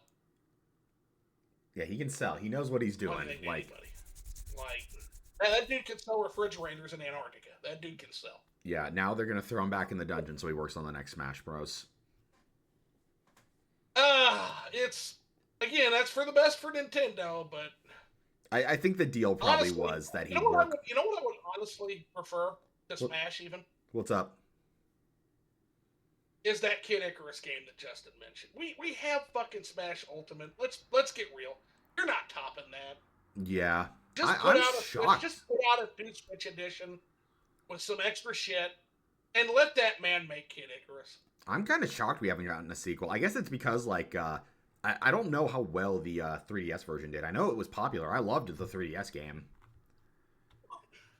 But I don't know how popular it was. At the history, and this will be kind of fun to do on stream. Let me look at the history of Kid Icarus. Yeah, sure. That is not a franchise. We're pretty encyclopedic on a lot of these Nintendo franchises. Kid Icarus is not one of them. So I think this was a Gunpei Yokoi game, but I'm not sure. I think this was R&D 1. Maybe. But we're going to find out. I want to see Nintendo bring back Ice Climbers. I want to see what they do with that. Bro, okay, this is now an Ice Climbers podcast. Let me go get my drink, and I'm gonna pitch you my pitch for a 3D Ice Climbers game. All right. Strangely enough, it's a 3D game, which coming from me is weird, but it's always in my head. Well, a 3D game. Well, he gets a drink. Make sure to subscribe to the channel. I'll be right back. Switch 2 edition of Smash Ultimate seems likely now that you mention it. So yeah, pretty much. I wouldn't be surprised if there's a Switch 2 edition. I mean, to its credit, since Zoo's gone, I'll just answer this if you don't mind, Rush. We did get an update to Switch 2 to the Ultimate with the Switch 2, where like load times are like almost non-existent now. You get into matches way faster. And that's one of the things that I think is really cool about the Switch 2 is it gives these games that had their weird long load times and gives them a chance to actually like be like next generation. And I think that's really awesome about the system. A lot of games that kind of got screwed over by like. I heard the deal, and I will agree with that. Donkey Kong Country games load in like half a second. Yeah, it's fantastic. Like Smash Bros loads in like 2 seconds now. Oh my gosh! Okay. It's beautiful. It's amazing how much faster it loads on a Switch 2. Okay, so this is going to be kind of a weird comparison, but did you ever play Excite Bike 64? I played a bit of it. I didn't play a whole lot, but I played like a game at my friend's house once. There was a mode in that you could unlock. It suffered from the N64 like hamster wheel mentality where they made you unlock fucking everything. I'm not against that as a concept, but I think you have to make the unlocking fun. Yeah. Like Melee. This game did. Like Melee did that pretty well. It had an uphill mode. And what the uphill mode was is you could pick from like several different mountains. And your goal was to basically drive up that mountain with your Excite Bike. Okay. So my thinking is you do a 2-player co-op platformer with Popo and Nana. And you have them select from like, let's say 6 to 8 highly detailed 3D rendered mountains, each one with different hazards and enemies and difficulties. And the goal is to climb to the top and grab the condor. I could see that working, especially since we've gotten a lot of co-op games in recent years that have been good, like It Takes Two. I would love to see Nintendo do an Ice Climbers take on that style of game. Yeah, where you got to work together with your teammates. I think it would be incredible to climb a mountain with somebody as Popo and Nana. And you have to put your dodging polar bears and fucking yetis and shit. Yeah, have it built in like before. have it built like in Bonanza's engine, so it's like it gets all the scope and detail. Yes, like with the voxels and shit. Yeah, I think a game like that could be very exciting. I pitched this for like over a decade. This 3D Ice Climbers, and yeah, especially with given Donkey Kong Country, I think it could be really fucking good. Yeah, we just have not seen any Ice Climber stuff. Like, it's kind of interesting to me because like So many other franchises have gotten a lift off thanks to Smash, but Ice Climbers has kind of just been there. Yeah, I mean, it doesn't help that it's not the most marketable game in the world, right? You climb it's not even a stuff. franchise or IP as much as it's one fucking game. Yeah, it's a miracle it even stays Um, in Smash for as long as it has. yeah. But I would love to see another one I'll give you, and it doesn't even have a fucking Smash presence. It's Star Tropics. One of my YouTuber friends, Shrinky, likes that game a lot, like Star Tropics. Star Tropics is out there. It's really fun. Like it had some really interesting elements. There was a note that you had to put in water that came with the game, Mm-hmm. and so unless you're using an online guide, it's actually not even like it's pretty funny. Like Yeah, not even a completable game unless you know exactly to soak that note in water or know what the note says. that is actually kind of funny, honestly. It came with a copy of that came with every single game. So that's kind of old school like NES style stuff. Kind of like Roger Rabbit would make you call a phone number. Oh, it did do that? That's actually Uh-huh. really Yeah, cool. there's a certain point where you have to actually physically call an actual phone number, and of course it's long disconnected. So also incompletable unless you use a guide, then you can actually just see what the phone call tells you. The NES was a great era because everybody was making and breaking the rules back then. Yeah, because there weren't really established rules at that point. Uh huh. Yeah, they were making them and breaking them as they went. Yeah, it's a Gunpei Yokoi joint. Kid Icarus was Gunpei Yokoi was the producer on it. That's pretty cool. Does make me wonder, like, So that's what I mean. This was a sister game. It was a sister game to Metroid, is what this was. yeah, I'm wondering if like Nintendo's going to use these, if Nintendo's ever going to bring back Kid Icarus as the thing. So yeah, Like, you got Kid Icarus on the NES. The Game Boy got a sequel, by the way. yeah, I think I remember that. But then like, Uprising was like the third game, right? Yeah, because it got Myths of Monsters on the Game Boy, which of course it did. All of the Gunpei Yokoi games got Game Boy games because Gunpei Yokoi was Mr. Game Boy. So, like, if Gunpei, and here's a fun fact: Gunpei Yokoi also made the first Mario game, Mario Land, Oh, which is really? why it's so weird. Uh huh. Gunpei Yokoi produced that, Crazy. and not Miyamoto. So Miyamoto just stole that man's whole chain. Crazy. Well, I mean, Miyamoto he was the Mario guy. To be fair to him, yeah, He he was adopted Mario Brothers. Mario and turned him into a legend. Yeah, because Gunpei Yokoi was Miyamoto's boss, and then he did so well. And Gunpei Yokoi actually produced Donkey Kong. So you want to talk about the Dream Team? The original Donkey Kong had Miyamoto as the director and Gunpei Yokoi as the producer over. That's fucking crazy. I didn't know any of that. I gotta learn more about this history. That's the Dream Team. Yeah, it was Donkey Kong. And of course, then they had the lawsuit with Universal, which I try to explain to people. That's why Nintendo's so litigious. It doesn't come out of nowhere. The reason they're so litigious is because they made a precedent-making defense, which is, hey, you never cared about that property before, and here's a list of all the times you could have sued for something that was similar to King Kong and didn't, Universal. And so you didn't defend it here. Why are you selectively defending it now? And Mhm. that defense worked, by the way. And so they won their lawsuit, but it also made precedent that, hey, legal precedent that if you don't protect your IPs, you don't have a history of protecting your IPs, then it can be considered abandonment. Interesting. That's why they act the way they act. Also, fun fact: the attorney who won that case for them, his name was Kirby. His last name was Kirby, That's fucking and so beautiful. Nintendo rewarded him one by buying him a boat. So they bought the attorney a boat. And then the second thing they did is they named a character after him, and that was Kirby's Return to Dreamland.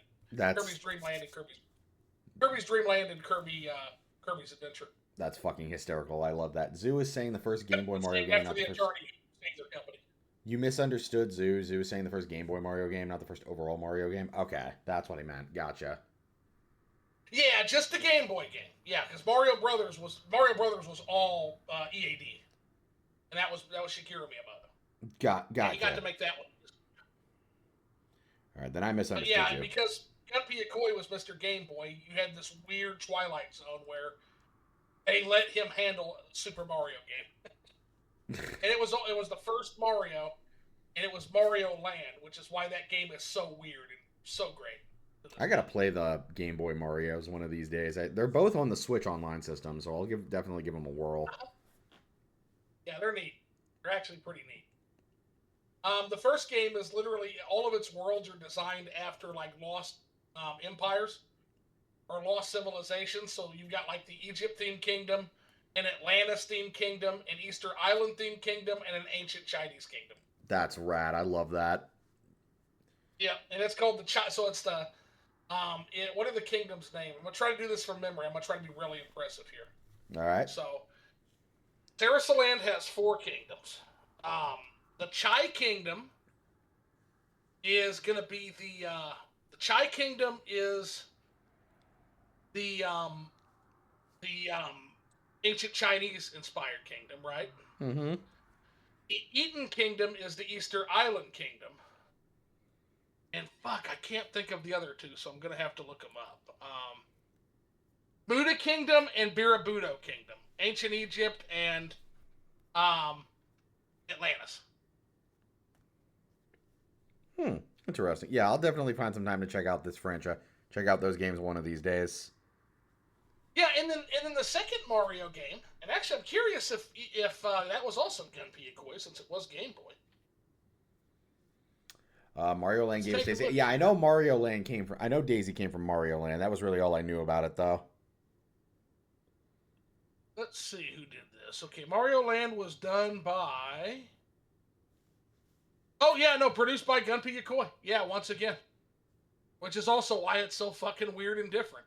So after rescuing Princess Daisy in Mario Land 1, Super Mario Daisy gives him enough riches to build his own kingdom in Mushroom. So he creates Mario Land, including it's got a giant toy statue of him, like a toy factory. It's a statue of him, Mm-hmm. and it's got like a Halloween themed land, like an undersea turtle themed land, a Mario themed land, a tree themed land, and a space themed land. And Wario kicks you out of your castle. So you have to get 6 golden coins back in order to get in the castle, beat Wario up, and get your castle back. Man, fuck Wario, bro. Stole someone's castle, Yeah, Wario invaded Mario's castle broke while he into his was house, and kicked saving. him out. That's fucking crazy. Mario, I would not take that Yeah. disrespect. Oh, Mario's like, oh, okay, yeah, that's okay. Wait till I bust the door down. I'm gonna beat your ass. Yeah. Knock the other 5 million pounds off of you. Yep. Yeah, So yeah, Game Boy's got some. Game Boy was the original Game Boy was a wild time, dude. It was a wild fucking time, just like the NES. yeah. I have my experiences with the Game Boy. Like I played Link's Awakening, and I played Final. I played Final Uh-huh. Fantasy Adventure, and I loved both of those. The games were all so fucking weird. Like Like, they all did their own thing. Like they were part of the franchises they were part of. Like the Mega Man games. The Mega Man games arguably had their own entire innovative line of Mega Man innovations in those games. yeah. I think I remember back when I owned a 3DS, I bought a couple of those off the e-store, and I played them. They were pretty Uh-huh. fun, but I never beat them because I wasn't used to the Mega Man gameplay style back in the day. I now love Mega Man ever since I got my hands on the Legacy collections, but I'll never forget getting my first Game Boy. It came with two games, Tetris and Fortress of Fear, which was Wizards and Warriors 10. And that game was so fucking hard. Fortress of Fear. Fortress of Fear was hard. Fortress of Fear. Interesting. Interesting. I can still hear the actual jingle tune in my head. I can still hear it. Yeah, that's what happens when you make a good soundtrack. It's always memorable. Yes. Like, I think the best Yeah. example is Mario 1. Like, even now, people, like, remember the World 1 theme. Yeah, Mario in general. That's one thing Koji Kondo's great at is those earworm tracks that just stick with you forever. Like they've got a maestro musically there. Like the Mario games are always just A plus with music. Oh, Even the definitely. 3D games I didn't like when I played them was like, man, the soundtracks rock. Mario 64 soundtrack is goated. Galaxy soundtrack, Sunshine, the goated soundtracks, man. Yeah, they never miss with a I 3D don't think there's soundtrack. ever been a bad Mario soundtrack. Yeah, there's never just because they just like it's just impossible to imagine the games without them.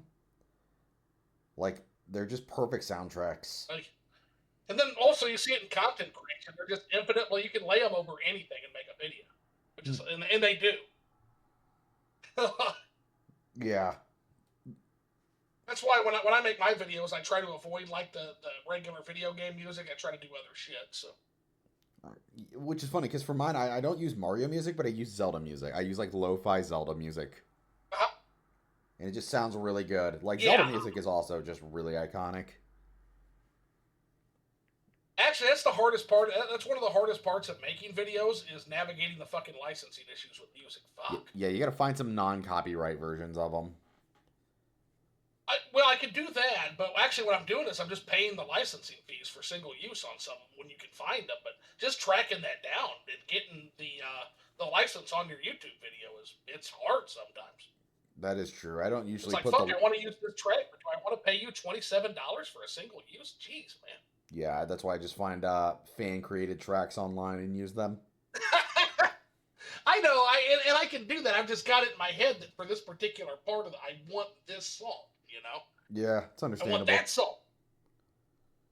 It's like it just goes with the moment of the video so well. Now, getting into video production is actually really fun once you get into it. Oh yeah, like I have already pumped out 2 videos this past week, and I'm already almost done with my next. I love video creation. Yeah, I don't know how you do it. That's a hell of a pace. I'm up till like I'm up till like 3 in the morning every day. So there's that. Yeah. Yeah, and that's part of it. Is I got so much other shit going on that like again, this is just kind of a. I get to it when I can, and I also love to sleep. So yeah, it's not getting in the way of that. Yeah. Plus, so far I'm liking it. In general, my videos aren't like crazy big either. So. Like, I'm not a huge channel, and my channel doesn't... I try to keep mine below 15 minutes. I kind of went a little over on the Mario. But that one's doing really well. That one's actually doing... I think it's doing well for only having, like, 51 subscribers on that channel. I'm pretty happy with it. Yeah, like, my channel is not, like, big, and it doesn't, like, do anything crazy, but it's just kind of more a hobby thing where it's like, I just drop these videos, like, all right, on to the next one. Exactly. Like, yeah, it's one of those things where it's just like, basically I'm making videos for a few people. And if other people show up, that's cool too. But yeah, like honestly, I'm happy when I begin. Like the whole thing is like my channel. Like if people want to support, like it's a hobby at the end of the day. It's just something I do for fun.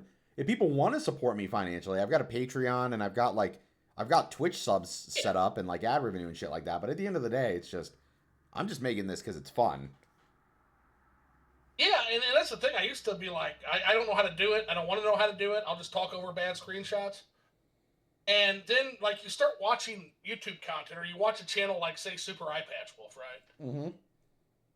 And, like, you watch these people that are so good at doing this, and it's just like, man, that almost makes me want to quit, because I go look at my talking over bad screenshots, and it's not up to stuff.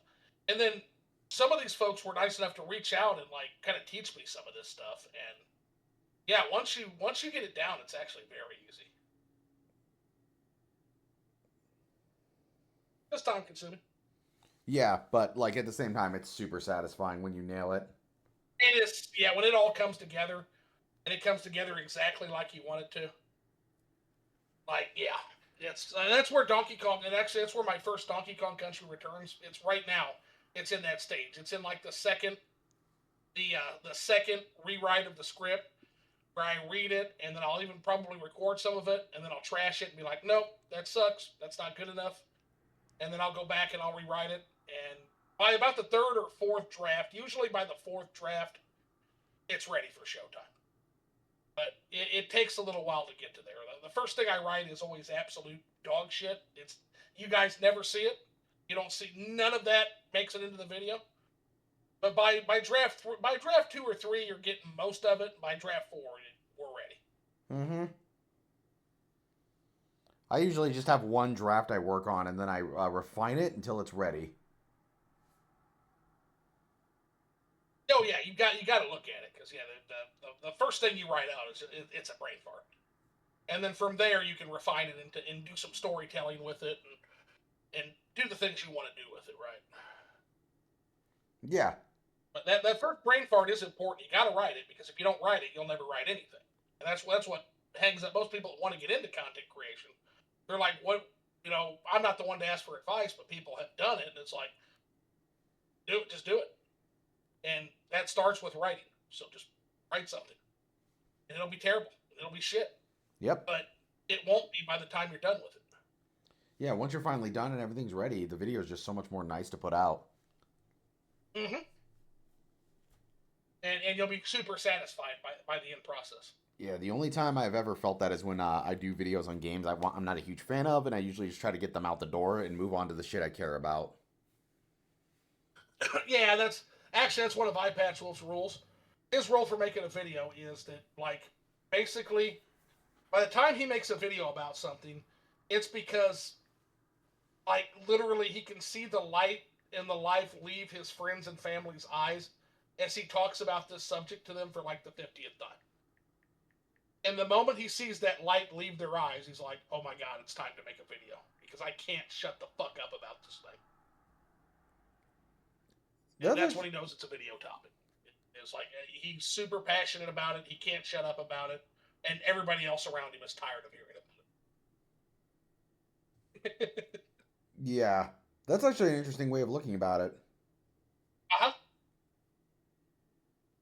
Yeah, it's those, and undoubtedly those will be your best videos, is what he says.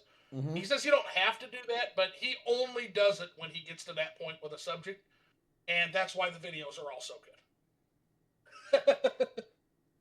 Interesting, because to me, like my goal with my channel as I move on to 2026 is going to be I'm going to try to document every RPG that exists.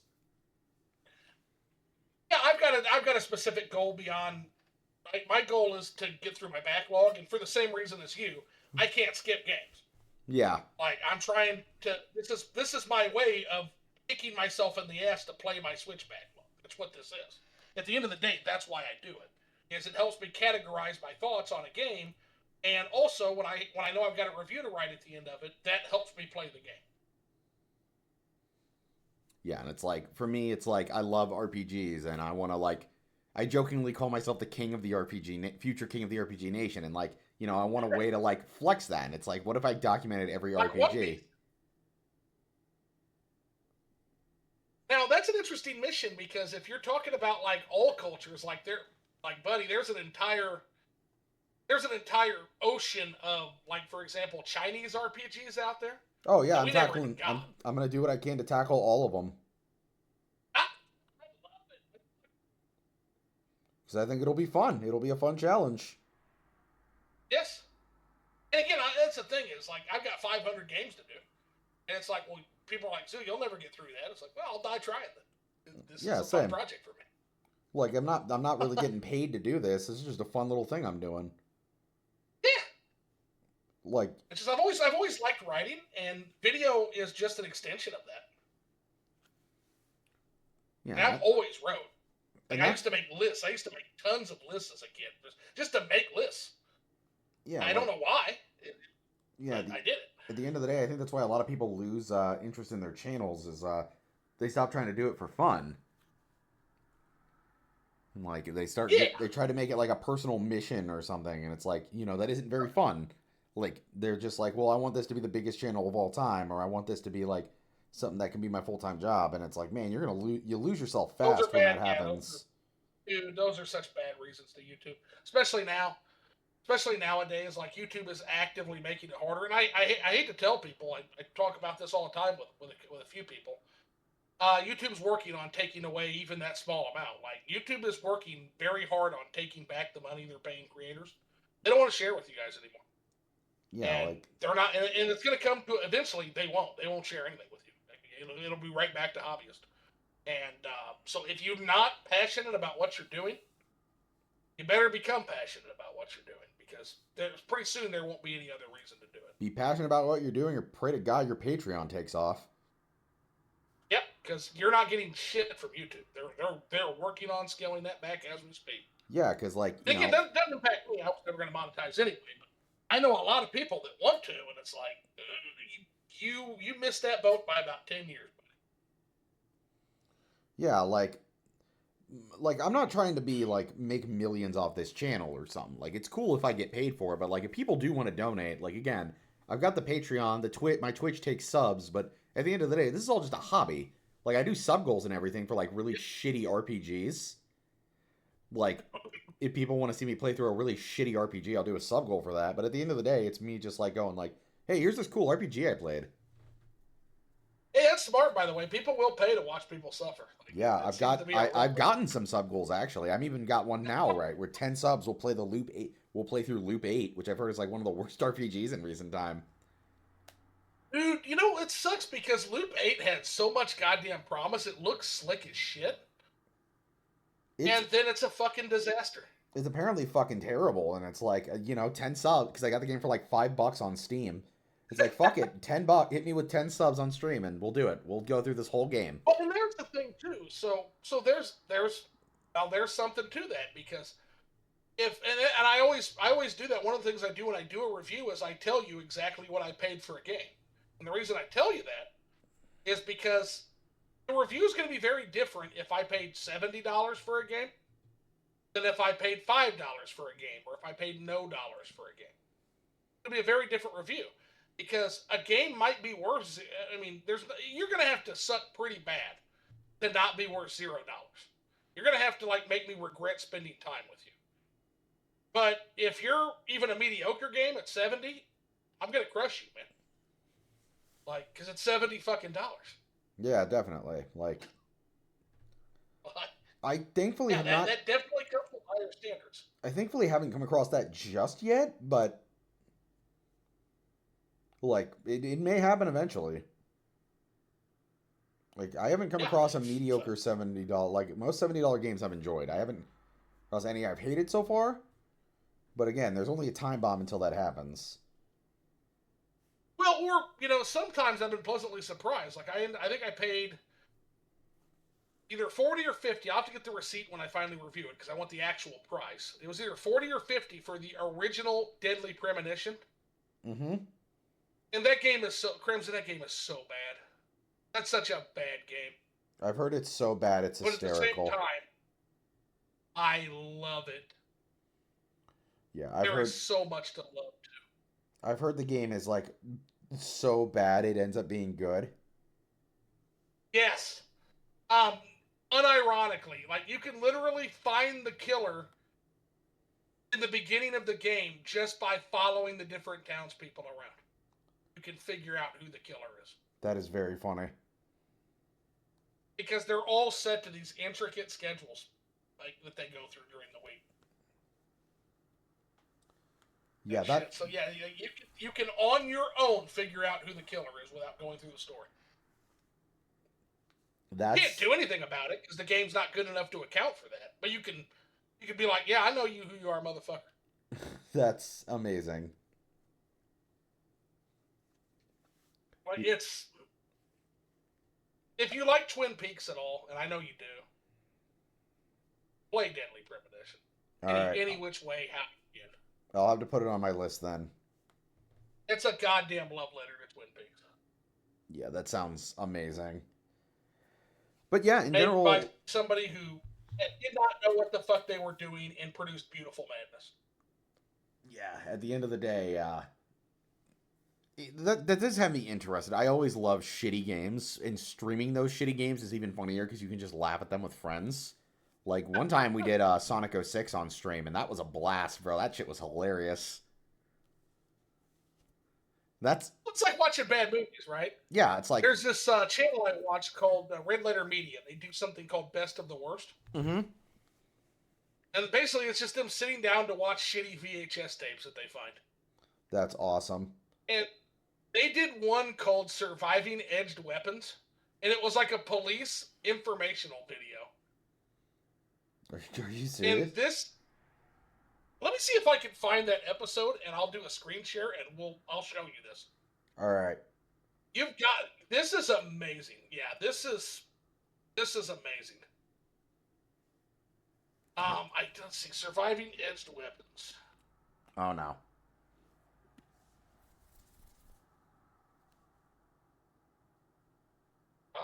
Red Letter Media. I'm gonna link it. Oh wow, the whole documentary is available on YouTube for free, by the way. Oh, that's cool. That's fucking hilarious.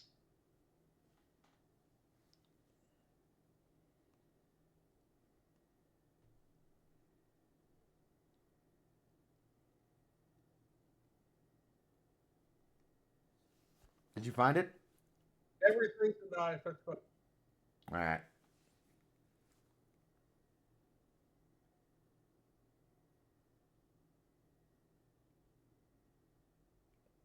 They call it the Citizen Kane of instructional mining videotape.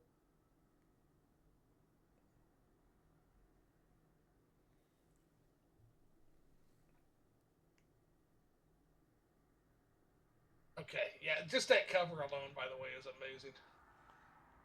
Okay. I got it here.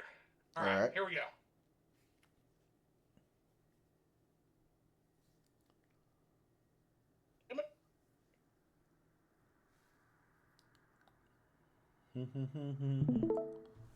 All right, can you see it? Let me watch the stream real quick.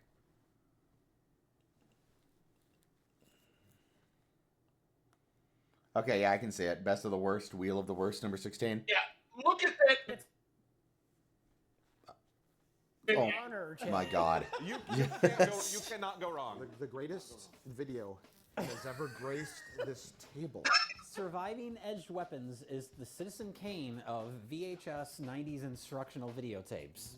This is the most amazing thing we've ever seen on Wheel of the Worst. Maybe the most amazing thing we've ever seen on Best of the Worst as a whole. It's that impressive. That's not a joke. It's an exciting action film. It's legitimately informative. And in the most amazing plot twist that I've ever seen, we discovered about 20 minutes into it that it was made in Milwaukee. We'll have to begin by you identifying the suspect's potential for violence. Most civilians. Oh, no! That whiskey way. Squad 21, go ahead. Squad 21, be advised there's a possible local open warrant for DWI on that subject. The flight list to a round. 94 West Madison. Holy shit!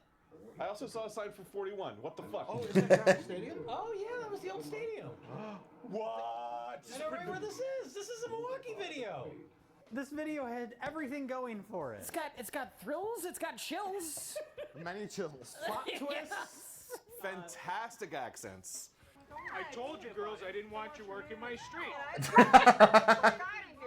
That's the thing. It almost feels like a parody because the accents, the Milwaukee accents, are so thick that it feels like people doing an accent. It feels like Fargo. The guy in the Camaro that gets pulled over by the stadium. Oh God! And he's like, the cops. He looks like the guy that's hanging out in the parking lot in Ghost World. The guy with the mullet. Like it's like that guy, but real. But extremely Wisconsin. Yeah. And when the officer, asks for his license, he goes and looks around. I was like, oh, here's my fucking license, and he's got the knife. It's like, I got it right here.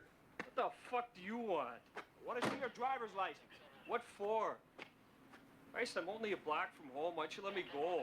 Oh my God! That's amazing. Intended for law enforcement only, which we thought was a joke. Yeah. We thought that was like, oh, this is just to make you feel like you're seeing, insider information or whatever. No. But despite the opening prologue that was set in caveman era, this is this meant for law enforcement because it's hard. Yeah, it starts with a caveman murder. Yeah, and that's the stuff I didn't like in the video is when we see like photos of real stab wounds. That shit's fucked up.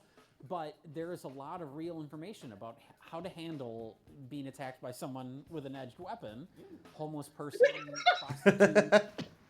He moves like an indie RPG enemy. Left hand behind your head. Okay, you hurt me. Whatever. what have you. Old man. Yeah, that's the real takeaway from this, is that everyone has a knife and is going to stab you at any moment. And everything is a knife. Everything is a knife. Everything. Everything is a knife. There is a fascinating section of this video where they go through just like, this could be made into a knife. And look where we hit a knife here. And here's all these other... Like, it's culminating in, oh, you could hide razor blades in your Coca-Cola hat.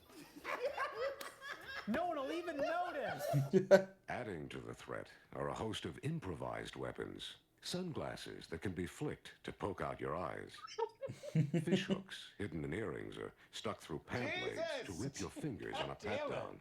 Boots with protruding spikes. A baseball cap with razor blades sewn to the back. It's so inconspicuous. So when a cop That's amazing. rip your hat like Rich. That's amazing. Yeah, that's surviving edge weapons. Yeah, I'll have to find some time to check that out. Also, like, I'm going to be honest, I actually don't really have a whole lot else to talk about. I'm glad we were able to get our, like, perspectives about the Switch 2 out. Do you have anything you want to add before we wrap up stream? No, I think that was everything. We got to see some surviving edge weapons, so it's been a good one. Quite a way to end it. But yeah, I mean, overall, I've got my issues with it, but overall, like I said, it's just on the increase on, like, another thing I didn't mention, shmup games have much less lag to no lag input now, which is incredible because some of the games by, like, City Connection, shmup fans call them Shitty Connection. Yeah. Refreshes in the chat, he knows. Some of the input lag on those was kind of egregious, and it's just gone now. Just because of the pure muscle power of the Switch 2. Yeah, I definitely think that if you've never if you did not buy a Switch 1, you should get a Switch 2 because of, like, you had a Switch 1 for a bit, you didn't like how games ran on it. Switch 2 will be a much better experience overall. Yeah, and I'm in the opposite boat. I never had a problem with most of the way Switch 1 games ran because I was never a specs guy, used to it. Mm-hmm. But I got to tell you, it's hard to go back to some of these now. Yeah, now that you know how they run on, like, playing actually... Playing Mario Galaxy or, like, Zelda Breath of the Wild in, like, a lock 60 frames per second. 4K. Yeah, it's like a world of difference. It is. And Breath of the Wild's upgrade even came with, like, a new texture pack. Like, it's substantial, man. Yeah, it's insane. Like, all that shit looks beautiful. Like Kirby and the Forgotten Land, which is 60 frames per second now. Yeah, I got my brother the Forgotten Land for Christmas, and I'm going to be giving him a gift card so he can upgrade it because he has a Switch too. Yeah, the upgrade is absolutely worth it. So Minato Max, who I think we're going to have on Liquor Up Live at some point, cool channel, by the way. He put out a video saying he didn't think the Kirby upgrade was worth it. Max, I'm sorry, disagree, buddy. Disagree completely. I think $20 is a little steep. I wish they would separate it out to where you wouldn't have to get, like, the bonus shit. Like, Mario Jamboree is an example of a game that I think, like, the Mario Party Superstars Jamboree, I think that is an absolute fucking ripoff. Oh, very much. I do not think $20. Dude. That is not worth, but I do wish that they would, like, here's what I would like. So you can get Kirby in the Forgotten Land, or you can get Mario with Baybell Park, Mario Wonder coming up is another one. $80 games. What I would love to happen is, could you give us the performance in the specs upgrade separate from the additional content for $70 for an extra $10? And then if you want the full package plus the updated content, $80. That's what I wish they would do. Yeah. Because Minato Max's whole thing is like, hey, you charge me $20 for some specs increases when this game already ran well. And so, in 12 new levels. And I don't feel like that's worth $20. I think Minato Max might have been absolutely willing to pay $5 or $10 for the upgrade. Mm-hmm. For like 60 frames per second. Animal Crossing is doing that. It's $5, you get 60 frames per second. You get a boost in, you get it to 4K.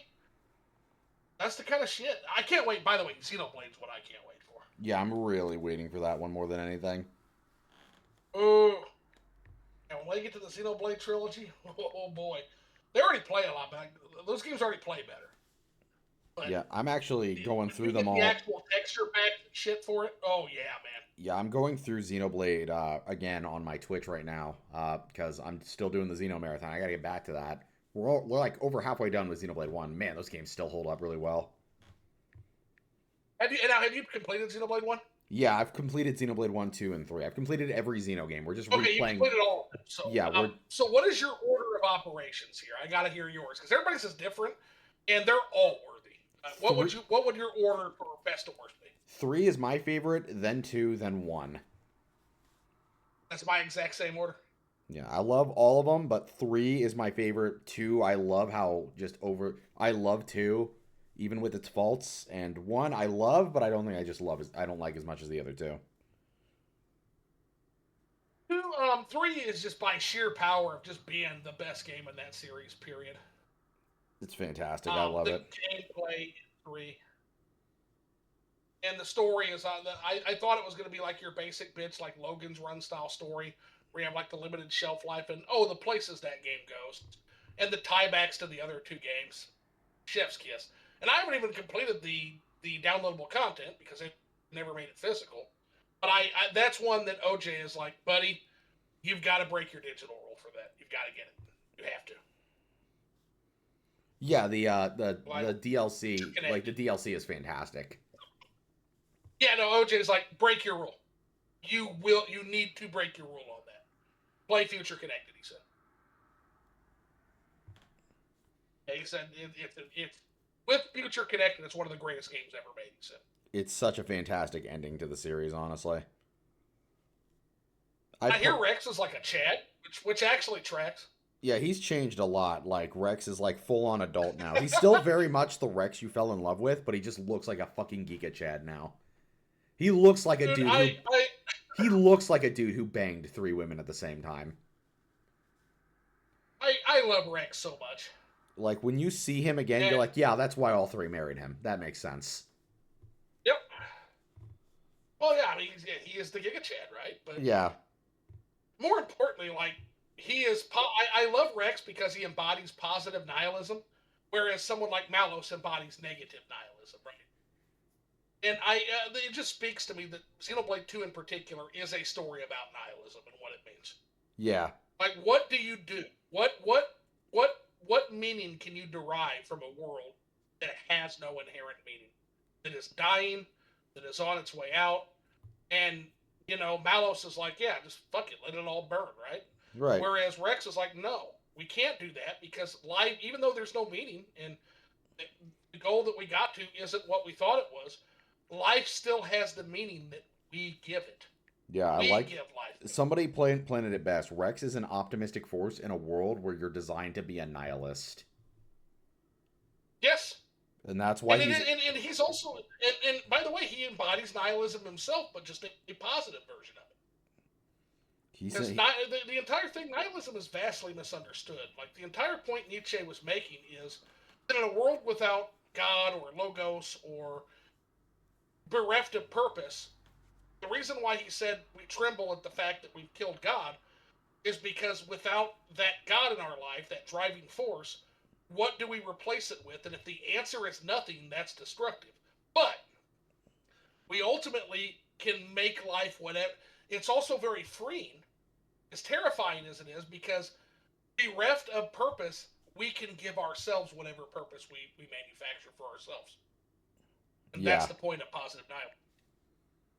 Yeah, there's just so many... Super cool story. Yeah, there's just so many ways you can look at these games, and that's what I think is the best part and why I consider them art. Yes. Oh, and by the way, it's clear that guy's a... I forget his name. What's his name? The guy that is behind it all? Jin? No, I'm talking about the actual game designer. Can't think of his name. Takahashi? Takahashi. Takahashi's a fucking reader. I know nothing else about the man, but I know he's a reader just by playing his games. He's a very complex creator, and I love that. You get Prometheus Unbound in the first game. You get Thus Spoke Zarathustra in the second game. You get some Logan's Run in the third game. Like, the guy is very, very media and literature savvy.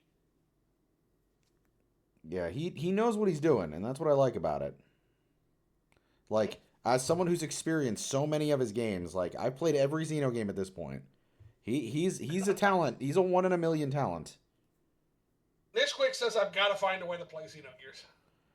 I emulated it and I don't regret it. It's godly. One of the best games I've ever played, honestly. Okay. Fucking masterpiece. I still think that's one of my longest videos ever made was talking about Xenogears. The only thing I know from Xenogears is that there's a guy that says smash and crash, and he seems awesome. Yeah, everyone's awesome in that game, honestly. That's the only thing I know. You get, like, Cheeton, who's, like, the single coolest character ever created. You will never find a guy more cool than Cheeton, trust me. Okay. What's he do? He's just this badass, like, he's one of your first ever party members, but he's, like, such a badass, and he has one of the coolest stories. I don't want to spoil anything. Is he the doctor? He's the doctor, yeah. Yeah, no, I've seen his combat. Like, he has, like, a martial arts that flows like fucking water. Yeah, also, he, like, fucking slam dunks enemies with one of his specials. It's fucking hysterical. Because he just alley-oops them in the air and then just spikes them. Fucking nice. Okay. All right, but other than that, yeah, I think that's everything. So, yeah, thanks for having me on. Thanks for getting us all together. That was fun, man. No problem. I always like doing these podcasts. I'm going to try to do more. I've got one more planned, but it's going to be with my buddy, Creep. We're going to be talking about the Sly games. Let me know when that happens, because, yeah, I would love to learn a little bit more about the Sly game. Those look interesting, so. Yeah, I'll probably post it in your Discord, but, like, I very rarely do post outside of, like, a few Discords when I'm streaming in comparison to my videos. I want you to post in mine, because I watch your shit when you can, so. Yeah. And then it's like... yeah, absolutely.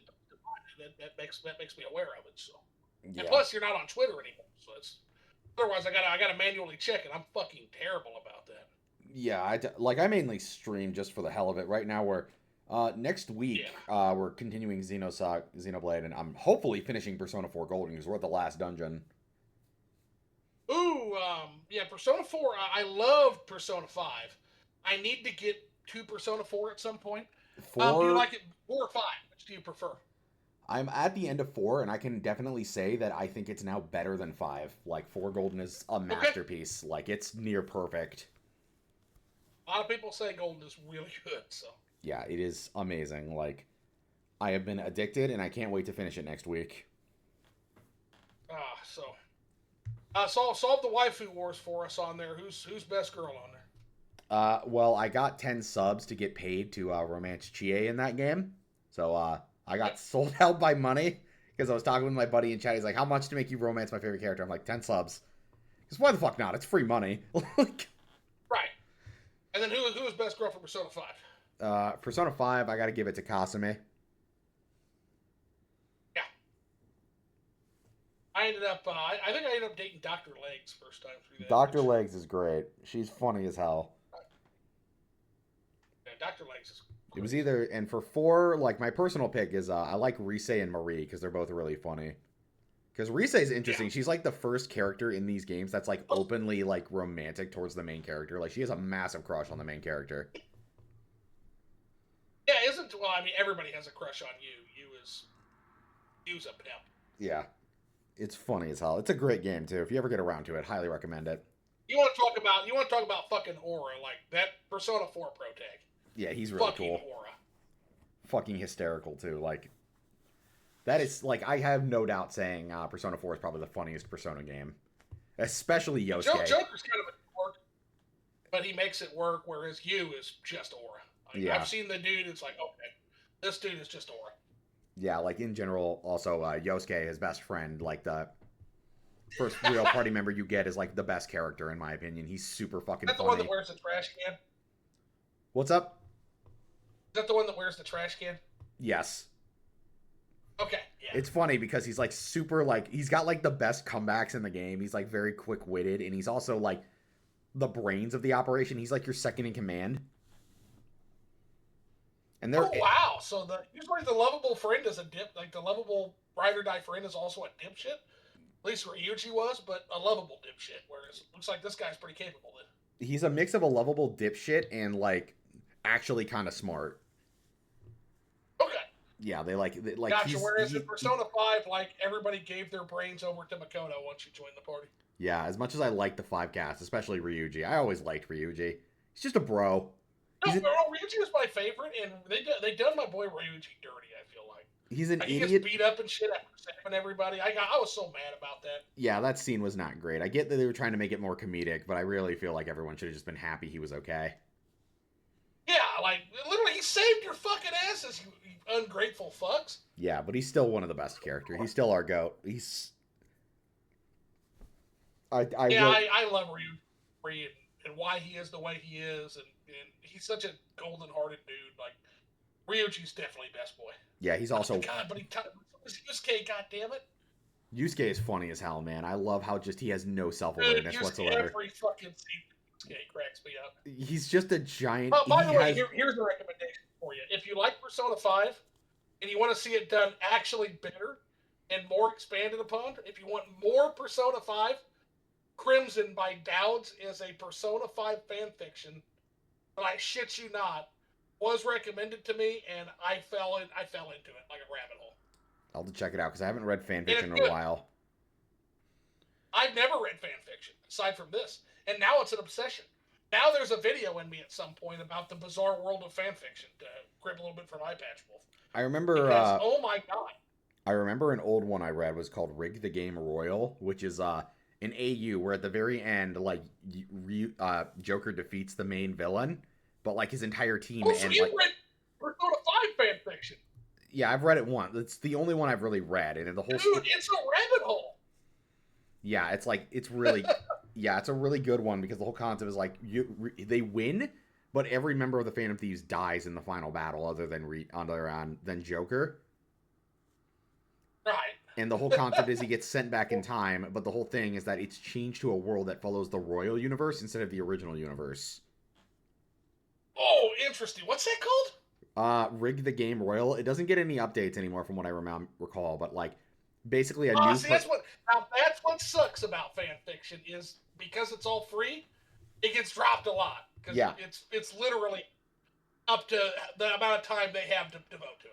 Yeah, and it sucks because the story had a lot of really cool ideas. Like there was a new wild card instead of Joker. He still had all his personas, but he wasn't like involved with the Phantom Thieves anymore. He was more like a side character who was trying to make things easier for him and rig the game in their favor. He becomes best friends with Akechi, like actually his friend. And he meets up with Sojiro at different points, and they just like hang out with each other. It's fun. You get to see like an outside. It's like an outsider's perspective to Persona 5 Royal. And of course, you know what people don't realize is that fan fiction's actually all around us, and once you see that, that's kind of the purpose of the video. That'll go on Flipping the Switch, that one will, because it's Switch related. Mm-hmm. And amazingly, Flipping the Switch is the non-Switch related channel now. Crazy. So, because I make no fucking sense. So, one of the things that I want to talk about is how fan fiction is literally everywhere now. Mm-hmm. And so here's an example. Have you ever heard of a show called Riverdale? Yeah, I have. You've told me about it. An entire show is Archie fan. It's a fan fiction. It's Archie fan fiction. Like, this is... You would never see anything like this in the comics. Anything like this. Like, it's literally just some middle-aged gay man's Archie fan fiction. And it is incredible, Crimson. I cannot... I've given enough words to describe. Literally, the Evel Knievel organ harvesting cultist that literally built his own rocket ship to escape the FBI. That's crazy. If that doesn't sell people on it, I remember you telling me about this, and the show just sounded insane. The show is insane. It's to this day the most insane thing I've ever fucking seen in my life, and I love every goddamn minute of it. Yeah, the main villain on the show is Hiram Lodge, who is Veronica Lodge's dad. And this guy is a billionaire who has a bare-knuckle boxing fight with Archie, a teenager, for control of the town, because that's a thing. And he literally has a portrait of himself hanging behind his desk where he sits at. That's actually really funny. And so, yeah, literally, like, he's sitting at his desk, and she's like, "Daddy, I thought you were in jail." He's like, "Oh, baby. I own that jail. I come and go as I please. So, and they literally try to explain this in a later episode because how fucking stupid that statement is. If you know anything about how law and order and how public municipalities work, you don't own a jail. No. But that later on, they're like, yeah, it's like when Hiram Lodge leaves his private jail. It's like, what the fuck? Yeah, I own that jail. I come and go as I please. That's funny. That's too good. Danny, I thought you were in jail. Yeah, I own that jail. I thought I was too. Anyways. Yeah, all right. All right, take care, man. It's always good being on. Yeah, thanks for coming on. Always good to have you, man.